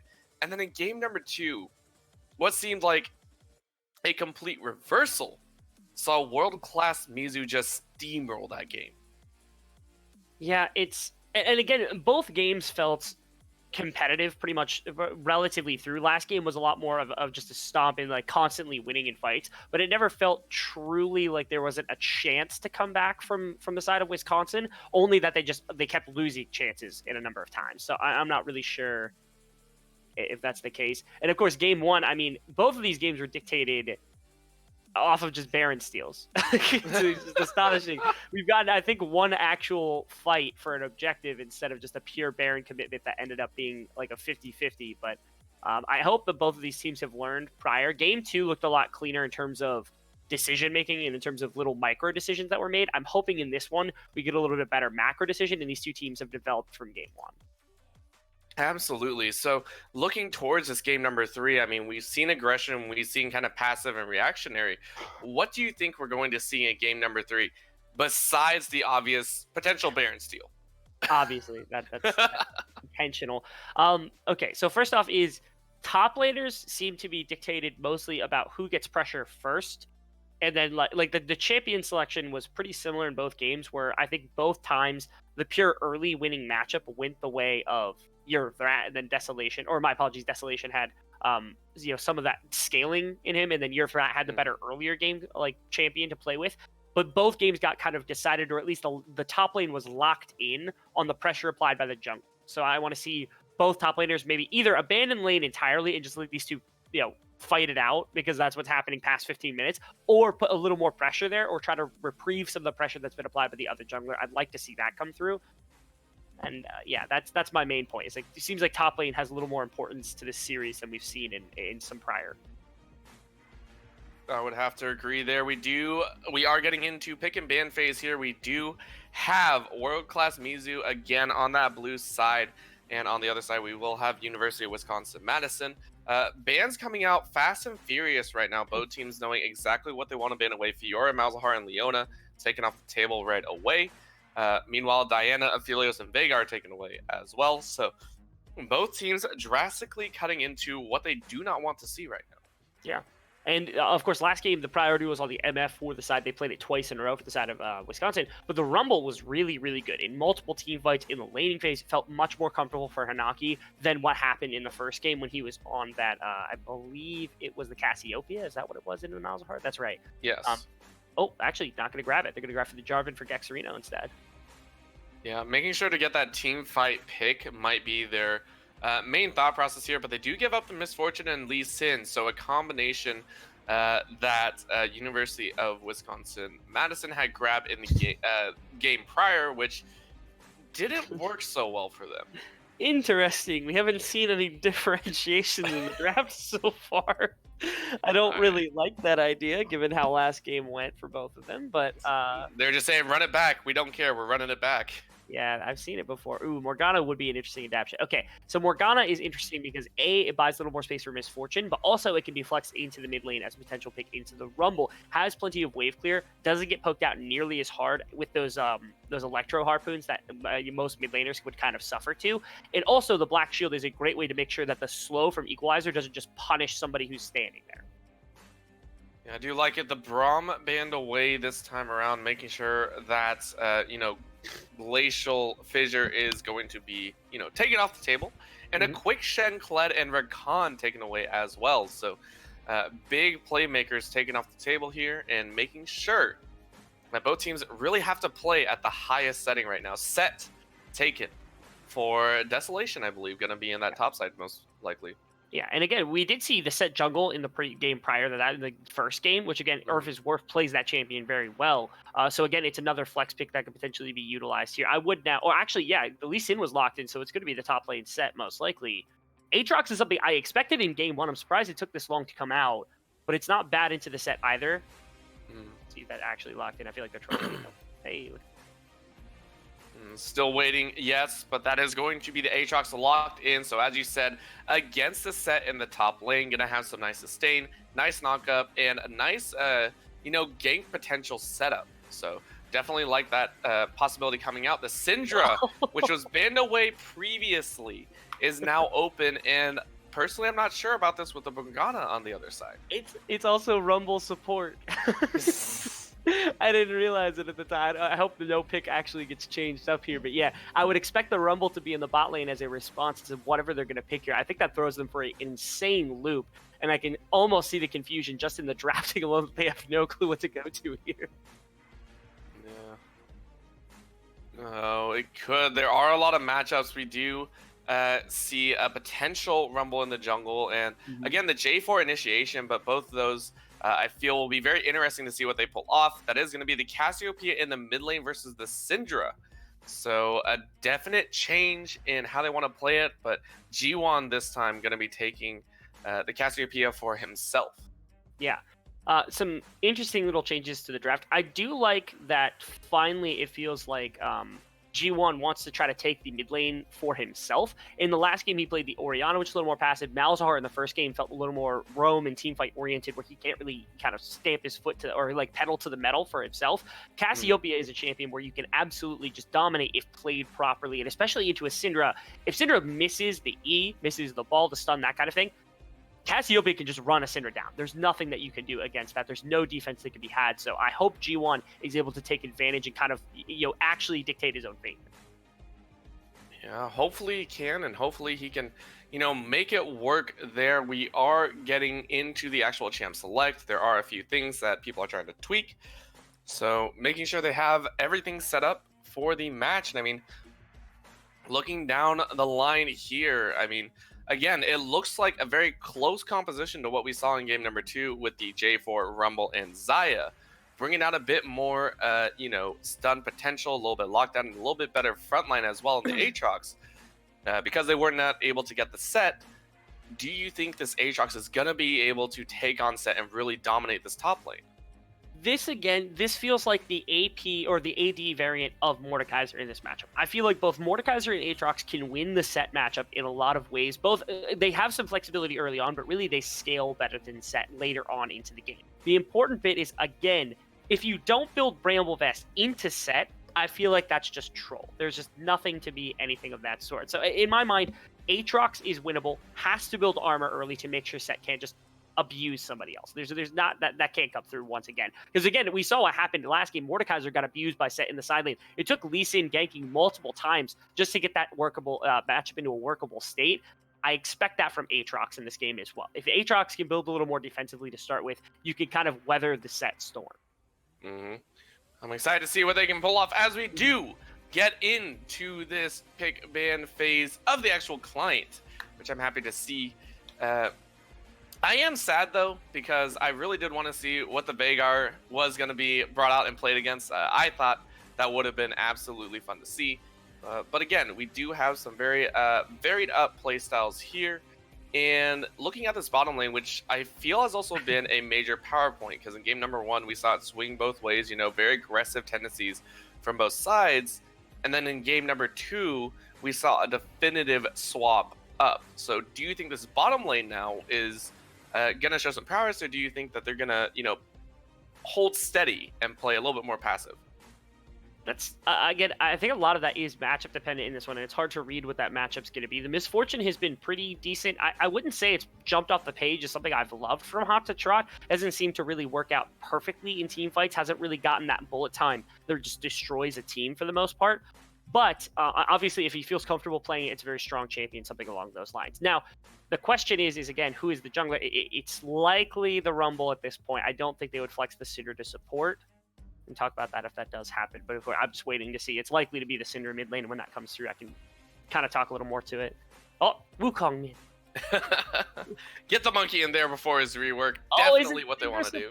Really? Oh, boy. All right. We're seeing some crazy things happen here. Rumble in that mid lane with against the Cassiopeia, which means Hanaki this time is going to have, I feel, a little bit more difficult time trying to CS and get that advantage that he had last game. Yeah, I would agree with that.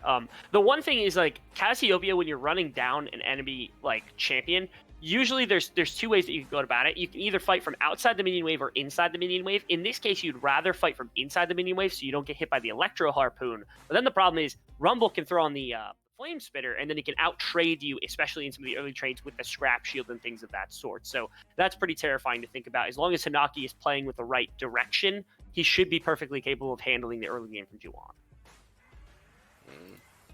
I do like that output, and again, it is that Syndra bottom lane, so now we're going to talk about a little bit of what's going on here. So, I mean, do you think this is the right call to make? I'm sorry? The Syndra support role? Yeah. Talking about, especially with the triple teleport as well. I mean, it feels like they're just going full offensive against this Morgana and Miss Fortune in the bottom lane. So, in my mind, the Syndra has an easier job popping the black shield than maybe the Rumble would. The one thing I do say is that the Rumble doesn't punish, or the Syndra doesn't punish positioning errors nearly as much, and I feel like Hund and Hot to Trot, they've made some errors, especially when trying to utilize or set up that bullet time, that is much more punishable by the Rumble than would be the Syndra. This is pure laning matchup, and again, if the black shield comes out, it can be denied by Syndra pretty much instantly. A Q, a W, something like that just immediately takes it off, and then you can E on top of it, and that black shield means absolutely nothing. The one problem I see is this isn't an aggressive bot lane. It's a Xayah and not something that presses really hard. This isn't like a Draven, this isn't like a Lucian, anything like that. So they can't really take advantage of popping that black shield, so I'm a little curious on that, and it feels almost like they flexed too hard to try to make this work. Yeah, we'll have to see if that is true, and if they can pull it off. You know, the swaps can work, but you swap too much and you lose that 5D chess that you were trying to play. That is not something that you want to have happen, but we are going to go to a very quick break. But before we do, I do want to talk about one of our other fantastic sponsors, Sector 6. Sector 6 Apparel is a leading esports apparel company providing on-demand printing for groups of all sizes. Sector 6 Apparel designs comfortable and stylish clothing for professional esports organizations and collegiate programs, as well as your very own Upsurge Esports. If you want premier esports clothing and would like to support us at the same time, head over to Sector 6 Apparel at sector6apparel.com, go under collections and look up Upsurge Esports. Once you do, you can also use the discount code there is a very nice link, but go ahead. UEREFER exclamation point for 15% off your first order. Check out Sector 6 Apparel today and rep Upsurge Esports or your favorite team in style today. Once again, we will be going to a very short commercial break, but don't go anywhere. We'll be right back with game number 3.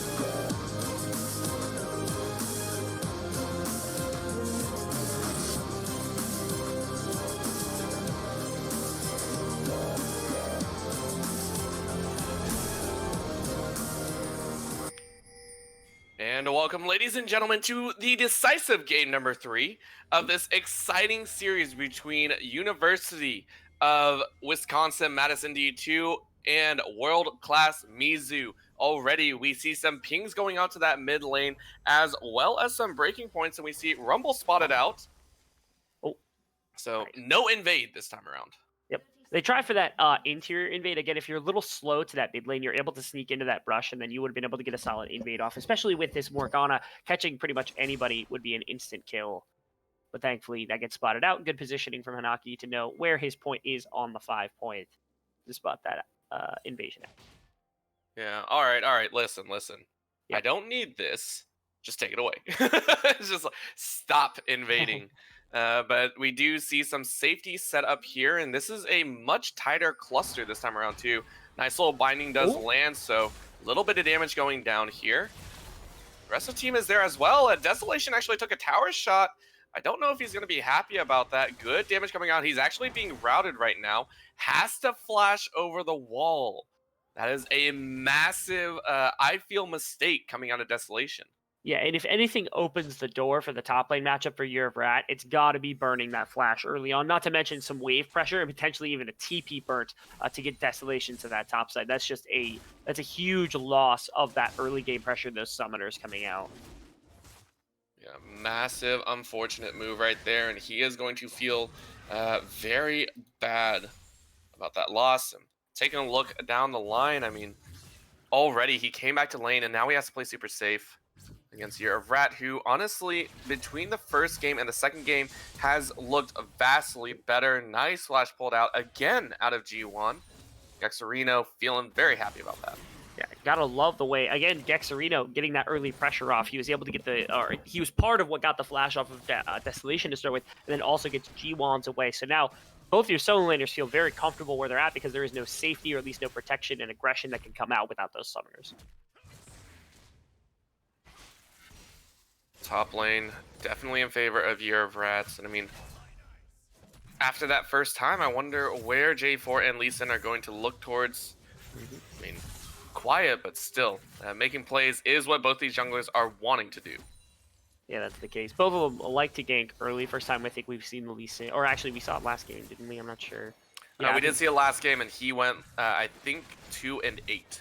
Yeah, it's pretty rough to see that. But again, this game doesn't have nearly that same kind of impact because that level 2 Fiesta that came out that got the Jarvan so heavily ahead, not going to be there. Yeah, big damage on this top lane. Both of them trading fairly heavily. Nice little stun again as Year of Rat actually might not like this trade. Ooh, nice. But in that mid lane, we do see a fight. First blood actually on the top side. That's going to be a fight. Gexarino is going to pick that one up. Nice trade. Earth Goes Wild is able to pick that up. But here comes a roam from Pet Turtle and Can't Carry as they had bot lane pushed out. And world-class Mizu again put up 3 kills.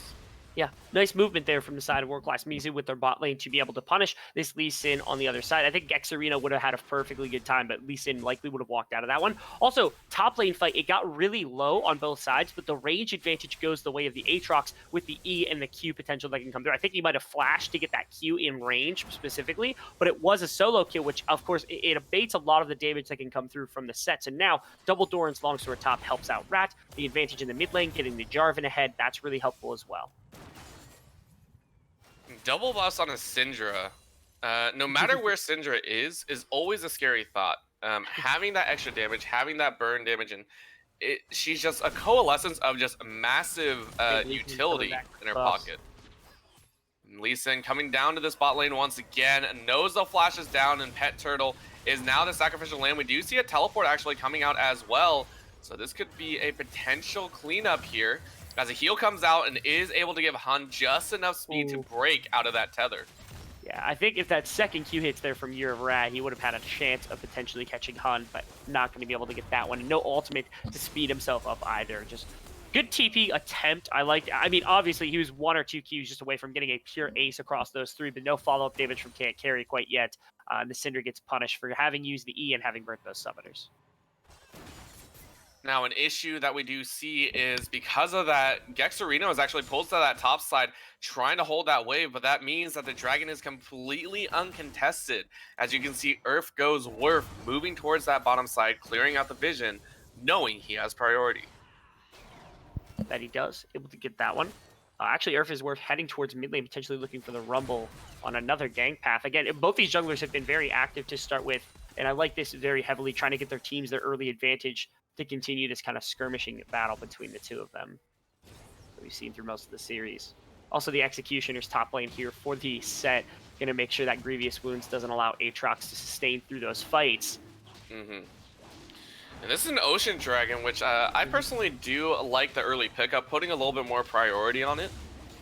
In the past, it used to be Ocean was the least fought over dragon, but getting this dragon early not only means that G1 is going to sustain, but Desolation in that top lane is definitely going to feel the effects of that. Yeah. Already has ambient health regen in spades in that set pickup. Of course, that's just a part of his kit. Ooh, wow. That was a massive attempt right there, as everyone is sitting on the equalizer again, and that's an easy kill pickup, as although the initiation came out of University of Wisconsin, world-class Mizu show a world-class counter game.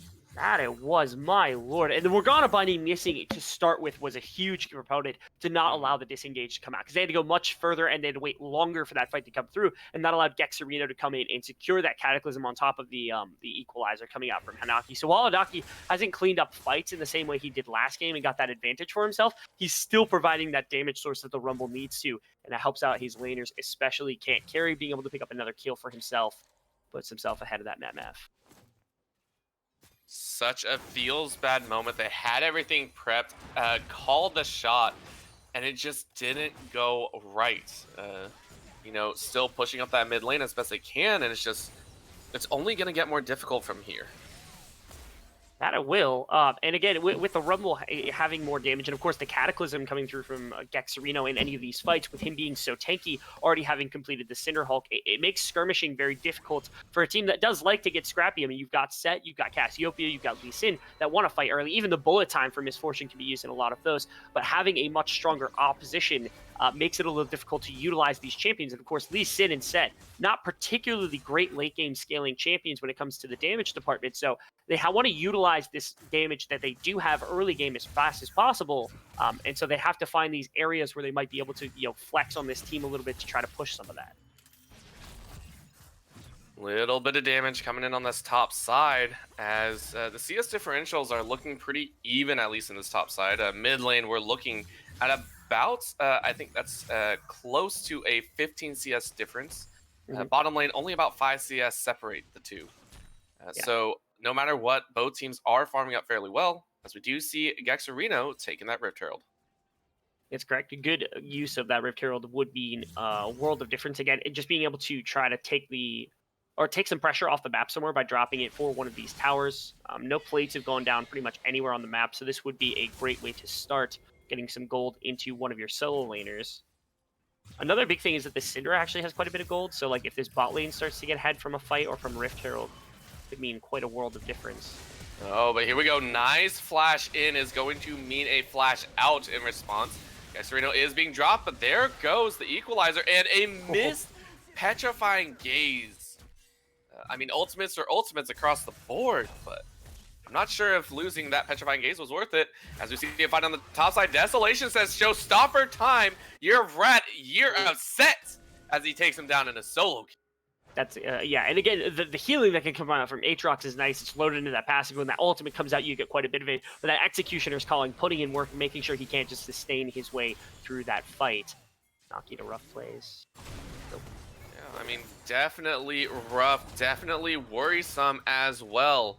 As we start moving in towards this latter part of the game, Rift Herald being dropped in that mid lane, we're starting to see some team plays coming out, a lot of macro game rotations coming out from both of these squads. That's correct. Now, they use that very, very quickly, which means that they're not going to be able to get the optimal use, which is the last few plates, because the armor stacks on, and so you have to work a lot harder to get those final plates off than those early plates. Still, getting some of that gold into your Rumble feels quite nice, and into the Jarvan once again, to be able to set up that team fight and that skirmish that you've already seen succeed in this game already, not to mention bot side getting some more gold off the plates of their own. Pretty nice place to be. As we crest 10 minutes, it is now a potential second dragon. 40 seconds in, that's going to be a Mountain Dragon covering it up. And I mean, I do want to throw a bone to University of Wisconsin. You know, game number 2 was a stomp, but they have done their best to try and keep their aggression up, as we see a flash in the mid lane. A little bit of an insect play there. But getting back into it, I mean, they have actually done very well trying to control these global objectives. The Dragons have definitely been one of their top priorities. That it has. They're doing a good job. They lost the Rift Herald, which is a shame, but they didn't actually lose too much from it, just a few plates. And already Gexerino and Hanaki felt pretty solid. It wasn't like that few hundred gold was going to break the game open for them. The one thing I do have a problem with right now is, again, the Lee Sin doesn't scale particularly well, and he opts for a Tiamat to try to farm against Gexerino. First off, he's not winning that, but second, the Tiamat doesn't do much for him later on in the game. It doesn't give him more damage. The only thing he can go for is like a Titanic Hydra later on to give him more health, but I don't really love that. I think that's a waste of gold and a waste of efficient stats that would have been better for earlier dueling.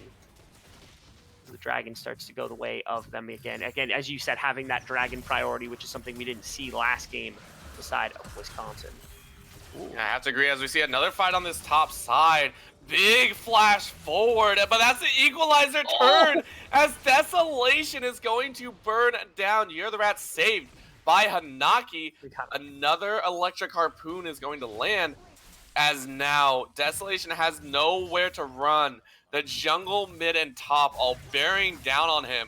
This has got to feel bad. He was winning that top lane fight, and that is going to be that kill after a little bit of tantalizing fighting. That's going to be the kill on the top side. Also a couple plates. Yeah, nice little play right there. Syndra also looking for potential roam up to that top side. Yeah, sorry, bot lane. I actually saw Too Hot get rooted under tower, so that could potentially turn into some nasty business down there. Yeah, nothing to worry about too much in that particular case. My turtle actually picking up some mid lane farm here on the rotation to make sure not too punished by G1. And surprisingly, actually, you bring up bot lane because we haven't seen much pressure down there. We've seen a lot more on the top side of the map with Uravrak, Gexerino, Hanaki, and then, of course, Earth Worf and Desolation, putting a lot of work in. But it just doesn't feel like they've got the control on the top side of the map to work with, which is surprising because they've got the set versus the Aatrox. But again, the power of the Jarvan to be able to soak a lot of damage, especially with this Cinder Hulk, is really, I think, taking a lot of the air out of what Lee Sin's early game can look like. Yeah, he is 2-2-1, but unless he starts making a few more plays. But again, he has been the one to secure a lot of those dragons, secure a lot of that bot lane, help at least. Moving on into the 13th minute. These teams have been bearing down on each other. If we take a look at the plate score, no plates have been lost on the side of world-class Mizu. On the other side, they have collected 2 from every single lane. So that's going to be an extra set of gold for themselves, as top lane is fought between the 2 top laners. And gonna be all quiet. Yeah. Could see a potentially a Lee Sin dive on the top side.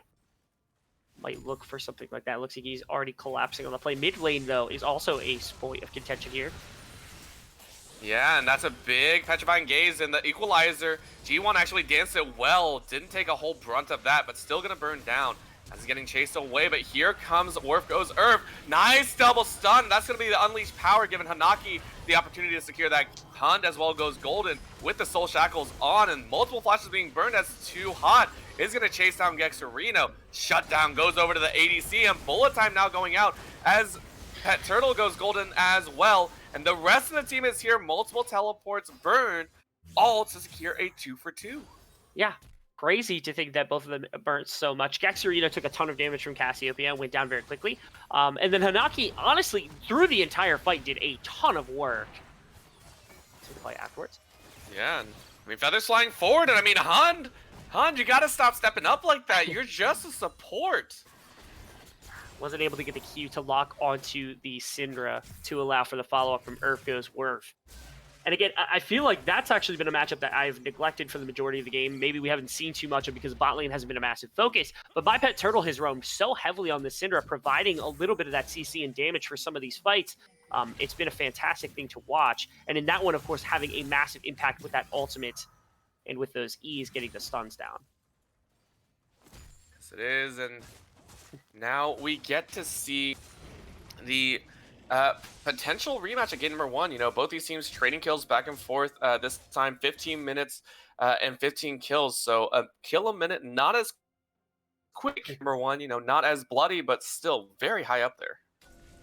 That it certainly is. And again, I don't know if I expect that to go down or I expect it to go up as the game continues, because once again, you have a lot of just pure engage from both sides to be able to fight with. And the dragons are going to start to become a point of contention as well, because you have Infernal Drakes, which is helpful for both sides. They have a lot of damage built for both sides, which is why they want that Infernal Dragon to help them out. And of course, Dragon Control right now, the massive part of Wisconsin's game plan. So I would expect them to continue to put pressure around this, and maybe for the defense to start coming out from the side of Mizu to make sure that Soul doesn't just go over for free.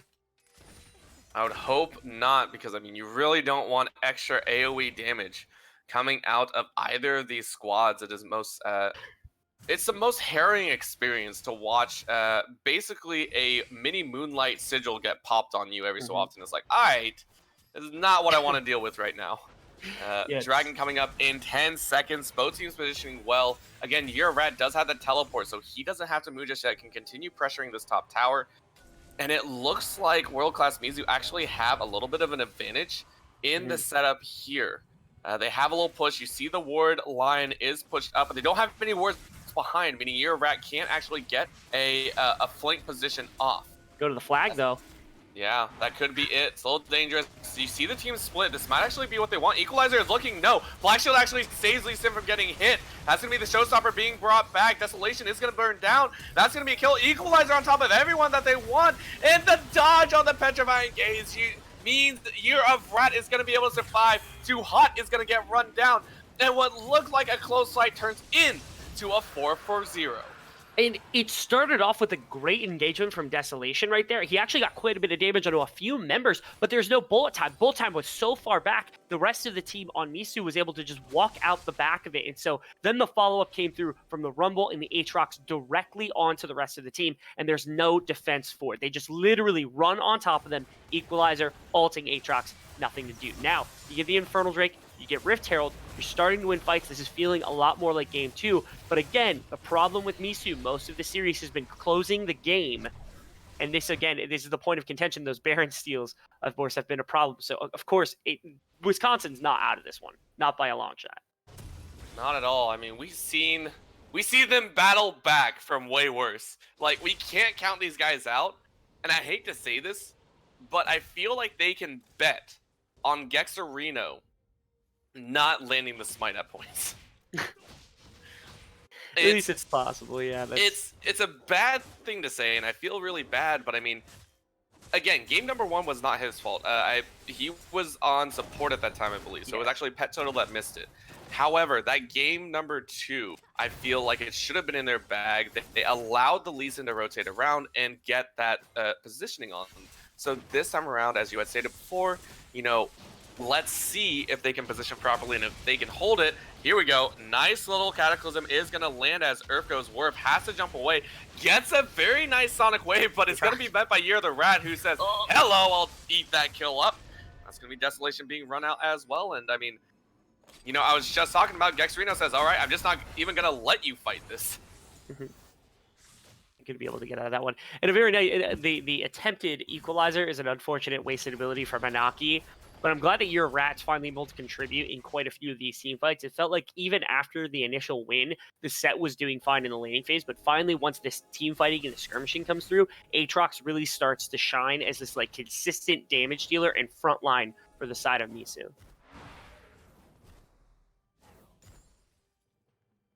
19 minutes in, and the teams, I mean, yes, it's about a 6.6k advantage, or sorry, I think that's actually a 5.6k advantage right now for world-class Mizu. It still seems like they're really just rooting out for kills. You would expect a team that has 14 kills and a 6k lead to have more tower pressure than. And like you said, we've talked about this before. Okay, closing out games has not been the strong suit because it feels like all they're fishing for is that one big fight, which, while yes, if they get it, they can win it most of the time. Just fishing for that does give space for the side of Wisconsin to try to come back or try to use some pick tools to get themselves some more ammunition for the fights themselves. And one of the big portions is this Misfortune. She is down a lot of gold to the Xayah right now, but a solid bullet time can really make the difference in a massive fight. Yeah, I mean, looking at it, as you mentioned, the items, we're looking at about 2 items completed for Can't Carry as he is 501. Morella Nomicon completed on Pet Turtle. That's going to be 1.5 in the mid lane. We're seeing multiple items being lifted everywhere, and that's actually going to be a very nicely timed Featherstorm, keeping Can't Carry from getting Insect back into the enemy team. Yeah, good job there. My Pet Turtle is back to assist his ADC. Make sure you can't get dove down there. Now, actually buy some space now on the top side of the map for Gexerino, Hanaki, and Rat to move up in the jungle. They can move their vision up really heavily, and I want them to do that. They haven't done a great job of slowly creeping vision up for most of the game, or most of the series. My apologies. I'd love to see them make that shift now. Yeah, I do agree with the fact though that we are seeing two far side alterations right now for the side of world class Mizu. You know, just get that very brief vision attempt. And I mean, I feel like that's all their team needs. They don't need to clear out wards because they have enough engage and enough tools to really, you know, close that gap before University of Wisconsin can really do anything about it. Yeah, that's correct. They have all those tools available. Another big portion is I didn't actually realize the Aatrox had the Rift Herald still. Actually just went away, just expired. He didn't end up using it. Oh, he did use it. Okay, so he activated in that top lane. So this could be a point of contention. Now what you would do is you would force on the bottom side of the map to try to draw out Desolation to either commit purely to deny the Rift Herald or to try to take the 4v4, and that's what I expect to see right now. Oh, nice little stop there from Pet Turtle. I mean, teams just got to remember that that happens, and that's going to be a little fight on this top side, as this might actually be a solo kill for Year of Rat. Pulling the Haymaker, the Haymaker does not do enough damage as a flash over the wall. Desolation is caught up. Year of Rat is chasing and gets the kill. Easy pickup for him on that top side, forcing a 4v4 situation down bot. Yeah, really nice. And again, he committed purely to the topside fight, which again, I didn't expect Aatrox to win so badly, but certainly a fantastic play from him. Pushes everybody else off the Dragon as well, because they can't win the 4v4, and with the pressure on the top side of the map, you're able to get both top tower now and that Dragon for free. See if Urfgo's Dwarf actually ends up extending for this. Jeez. Like and just look at that raw damage coming out. I mean, Earth goes, I can take, no, never mind, I can't, really, please, don't try me, as we see a teleport coming in from Can't Carry, and now Earth is actually caught. Good dodge on the flash there, bullet time lands, but that's still gonna be the equalizer coming down, and I mean, they're just burning, gone. University of Wisconsin say, we'll try it, but it's not gonna work. That's gonna be a shutdown picked up by Desolation. He might be able to turn it a little bit, no, not enough.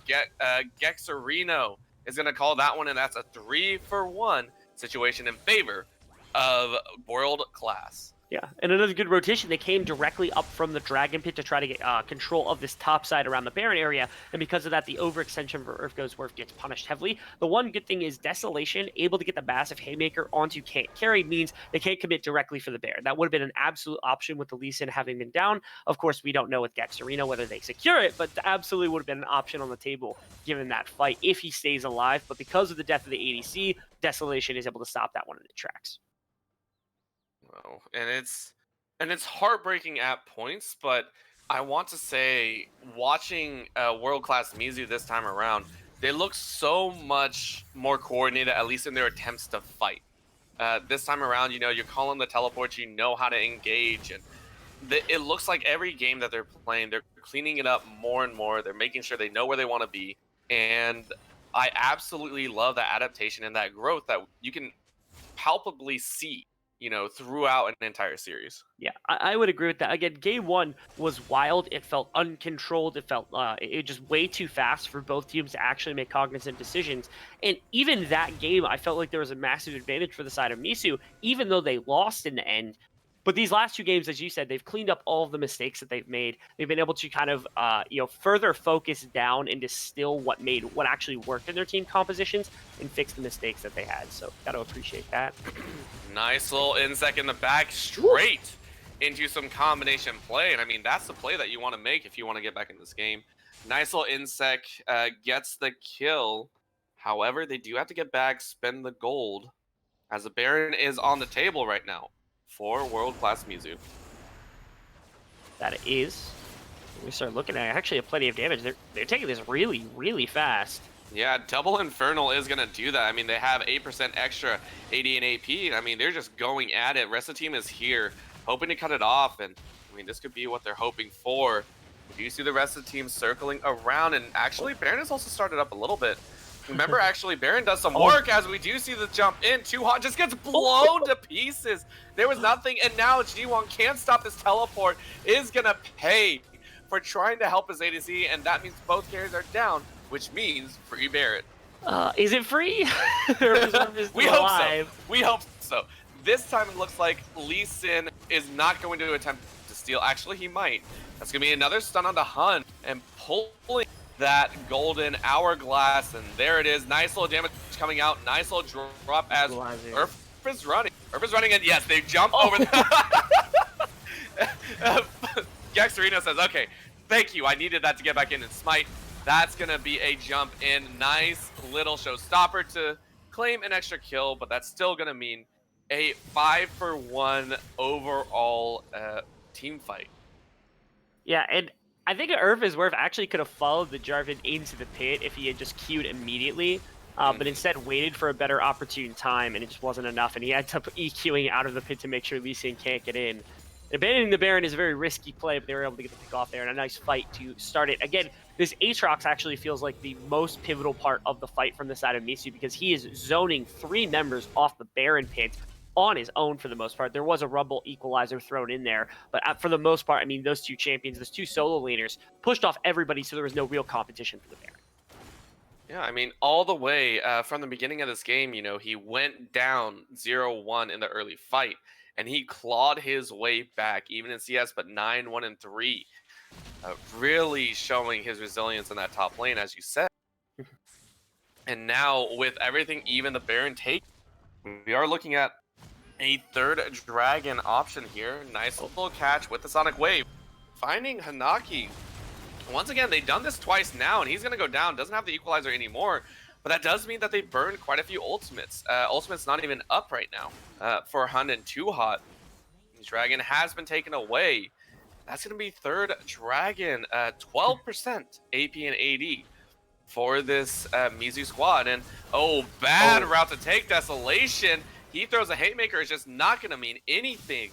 You got to watch your routes when you're walking through lanes. Yeah, that's correct. And now, I mean, even if you don't have Hanaki with the teleport to be able to respond, they should have enough pressure to where they can try to push down at least an inhibitor tower. And like I said, right now, as it stands in the meta, having Baron and getting even an inhibitor tower is about all you can expect. But with this Infernal coming up, you have more than enough pressure to look for Mountain Soul, and if you, or my apologies, Infernal Soul. And if you get Infernal Soul and 2nd Baron, you have ridiculous amount of power instilled in you, not to mention all the gold that you will have in your kit. So at that point, that's when the game starts to close out, and that's the door that needs to be slammed on the side of Mizu from Wisconsin if they look to contest.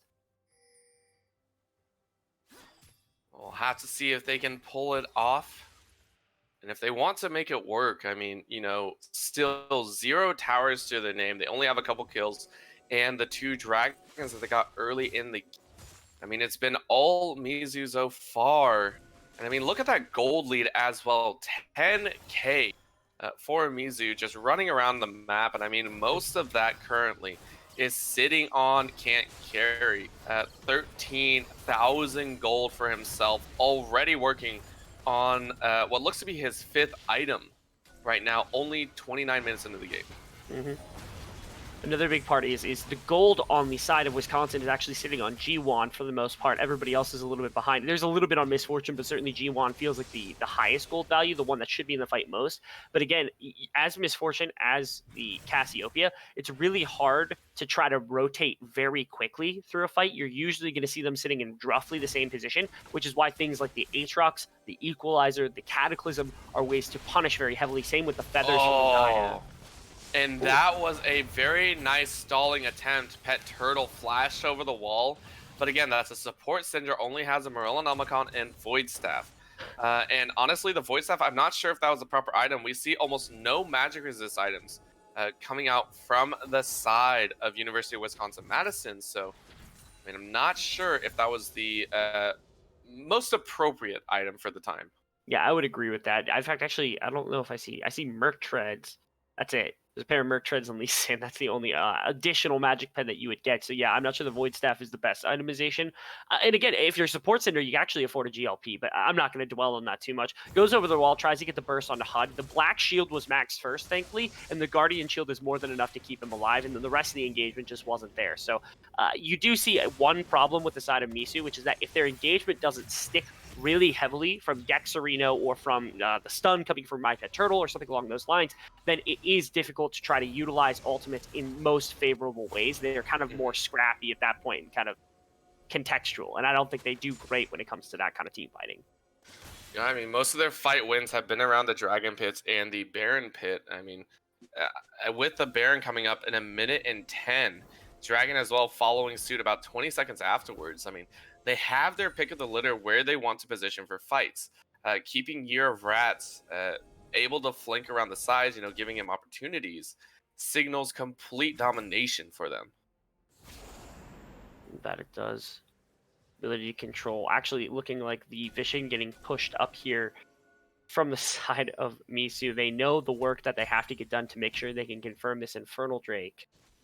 And only a slim margin of difference in time between that Infernal Drake and the Baron will come up. So it's possible to get both in one fell swoop if they do it fast enough. And I love, so the opposite side, right now they have vision around the Baron, so they're able to approach the Baron, but they might try to do it first. That's the one thing, is they have complete control around this Baron area. They could look to trade Baron for Infernal Drake, which would be more instantaneous power for the side of Wisconsin and buy them time in the same way that stealing Barons has kind of been their way of denying all this in the earlier stages of the game. Yeah, but we see a big jump in on this bottom side and a nice flash over the wall. Wow. Desolation with the fancy feet drew 3 people to him, including the junglers. So Hanaki picks up the kill, but this could easily be a Baron. Over for the side of University of Wisconsin-Madison, not going to be a steal, but definitely a smart macro game rotation here. Looks like Hun has used the Soul Shackles as well, and a nice Petrifying Gaze, but they're focusing the Baron right now. Going to try and get out Equalizer, burning Hun down. Bullet time doesn't land on anyone, and the rest of the University of Wisconsin-Madison are on the run. Flash forward from Year of Red, trying to jump on G1, trying to get the kill. Miasma is not going to slow him down at all, and that's going to be the kill coming out for Can't Carry. Meanwhile, Too Hot is caught up by Gexerino, and that means only one person survives with the Baron, and I don't know if Earth is calling Worf on that one. Yeah, I don't know about that either. Not enough of a immunity for Year of Rat to be able to contest this yet, but it certainly will win the 1v1. And if this Lee Sin dies, that's all of the Baron gone. You just got to protect it if you can. The 1v1 seems to be going, but the 2v2 is not. Yeah, I mean, that's a lot of healing coming out. You're right. Oh. He even has the health back. He just regained his entire health bar back. That has to feel so bad as we see the rest of this Mizu squad pushing in, showing why they are first class, taking the Nexus Tower. Might end it here, but no, decide to actually back off, playing it a little bit safe. Gexerino taking a little bit of a poor path here. Don't know where they want to go. Okay, they're waiting for the wave. They got the wave, and now they're out. But still, very dangerous. Actually, Worf actually executes to a minion. So I think that's a negative gold Baron power play. I would assume that too. And again, all you really had to do, you didn't have to continue to take that fight. That's just terrifying. Again, that was the one way that you could stall out the game. I figured they would trade it for the Drake. Instead, they're able to get it without taking the Drake, but lose the fight afterwards. I was fine with Earth's Worf just using it to power up Baron minions to make sure that the base didn't get flooded onto. Instead, they get pulled apart trying to fight around this Infernal Drake as well as having the Baron, and they end up losing all of it. And that's just over pressure from Wisconsin, just going well beyond their bounds. And instead of stalling the game, I think they've actually ramped it faster in the favor of Mizu here.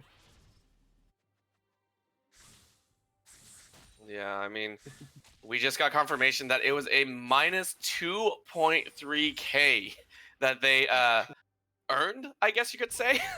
That was the most unfortunate call, but I honestly, the afterfight might have not been the best part, but I do jungler on the bottom side, you got to make a play somewhere. Yeah, you do. Absolutely, 100%. And maybe a little too aggressive with what they've decided to do afterwards. But yeah, I really like the decisive call for the Baron. Ooh, that's quite nice. Turtle going fancy feet right there. Just dodged everything. That is going to be a quadruple Infernal Drake. That is 16% extra AD and MR, plus a soul on top of it. I mean, one little poke from a J4 Spear, I think, would deal about a quarter damage to anyone. That's correct. There's just so much extra AD and extra damage, especially for like the Rumble, who built pretty much exclusively items that give AP and AD. Oh, huge! Yeah, and I mean, that was a big Petrifying Gaze, but it's just not enough as G1 has to run from the fight now, burning down on top of the Equalizer. Little too late. And that is a quick ace for World Class Mizu as they take game number 3. They say thank you very much for our hard-won fight, and we will move up in the standings. That they will. An impressive series nonetheless. It felt like even in game 1, they were the team that had the ability to win, and they lost. And then as the game continued, they continued to get better. And then this game was the cleanest of all 4. Last game was very snowbally, but it still felt kind of hectic in that they didn't know how to close. In this one, they found a couple of ways to close off the back of some mistakes, but nonetheless, they were able to capitalize on them. Yes, they did. And I mean, looking at the damage charts here, both Rumble and Aatrox taking the top spots, 22.8k for the Rumble. The Equalizer is doing massive damage. And Aatrox on the side dealing massive amounts of split push damage at 23.5k. Yeah, the Aatrox felt really, really strong in the matchup. I'm happy to finally see that one come out. Like I said, I was surprised it didn't come out in like game 1. But obviously saving that one for the champion pool a little later down the line. Dominated the game. I think Year of Rat, I mean, I think he won with the Ornn in game 1, won in the game 2, won in game 3. Like, that was just a dominant performance from Year Rat over Desolation. Yeah, and I mean, going forward for this University of Wisconsin-Madison D2 squad, what do you think they need to do to kind of improve? Because I mean, we saw glimmers of hope. We saw glimmers of strength there.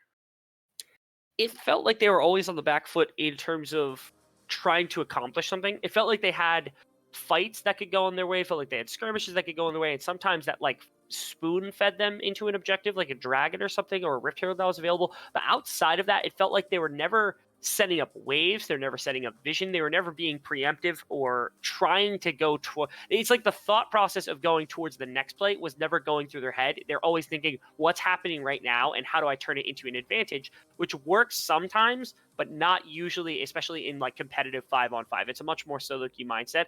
I'd like to see them try to play through Jawan a little bit more. I felt like he was on champions that had to wait too long to get involved in the game. I'd like to see him on earlier game champions. And then Urfa's Worf felt pretty good in the earlier stages, but he was outclassed by Gexarino's ganks. So gotta have better gank pathing, gotta have better kind of just I guess just rotation from him. All right, and last question for you. I mean, we got to talk about this because I mean, who do you think is the MVP for World Class Mizu coming out of this series? Gexarino. Gexarino, sorry. Very nice call there. He had amazing gank potential and early game prowess in the early part of the game. Also funny is like game 2 and 3, he was very clearly like a massive contributor to the game and was this massive frontline. Game 1, he was also their most impressive player at support. Like, he was their most impressive player in all 3 games in my mind, on whatever role he was. Now, he didn't actually have that much success in that first game, of course, had a couple of misplays in that support role, but still it felt like he was doing very impressive things even outside of jungle. Then once in that role, he was just dominant, taking over the map for his team.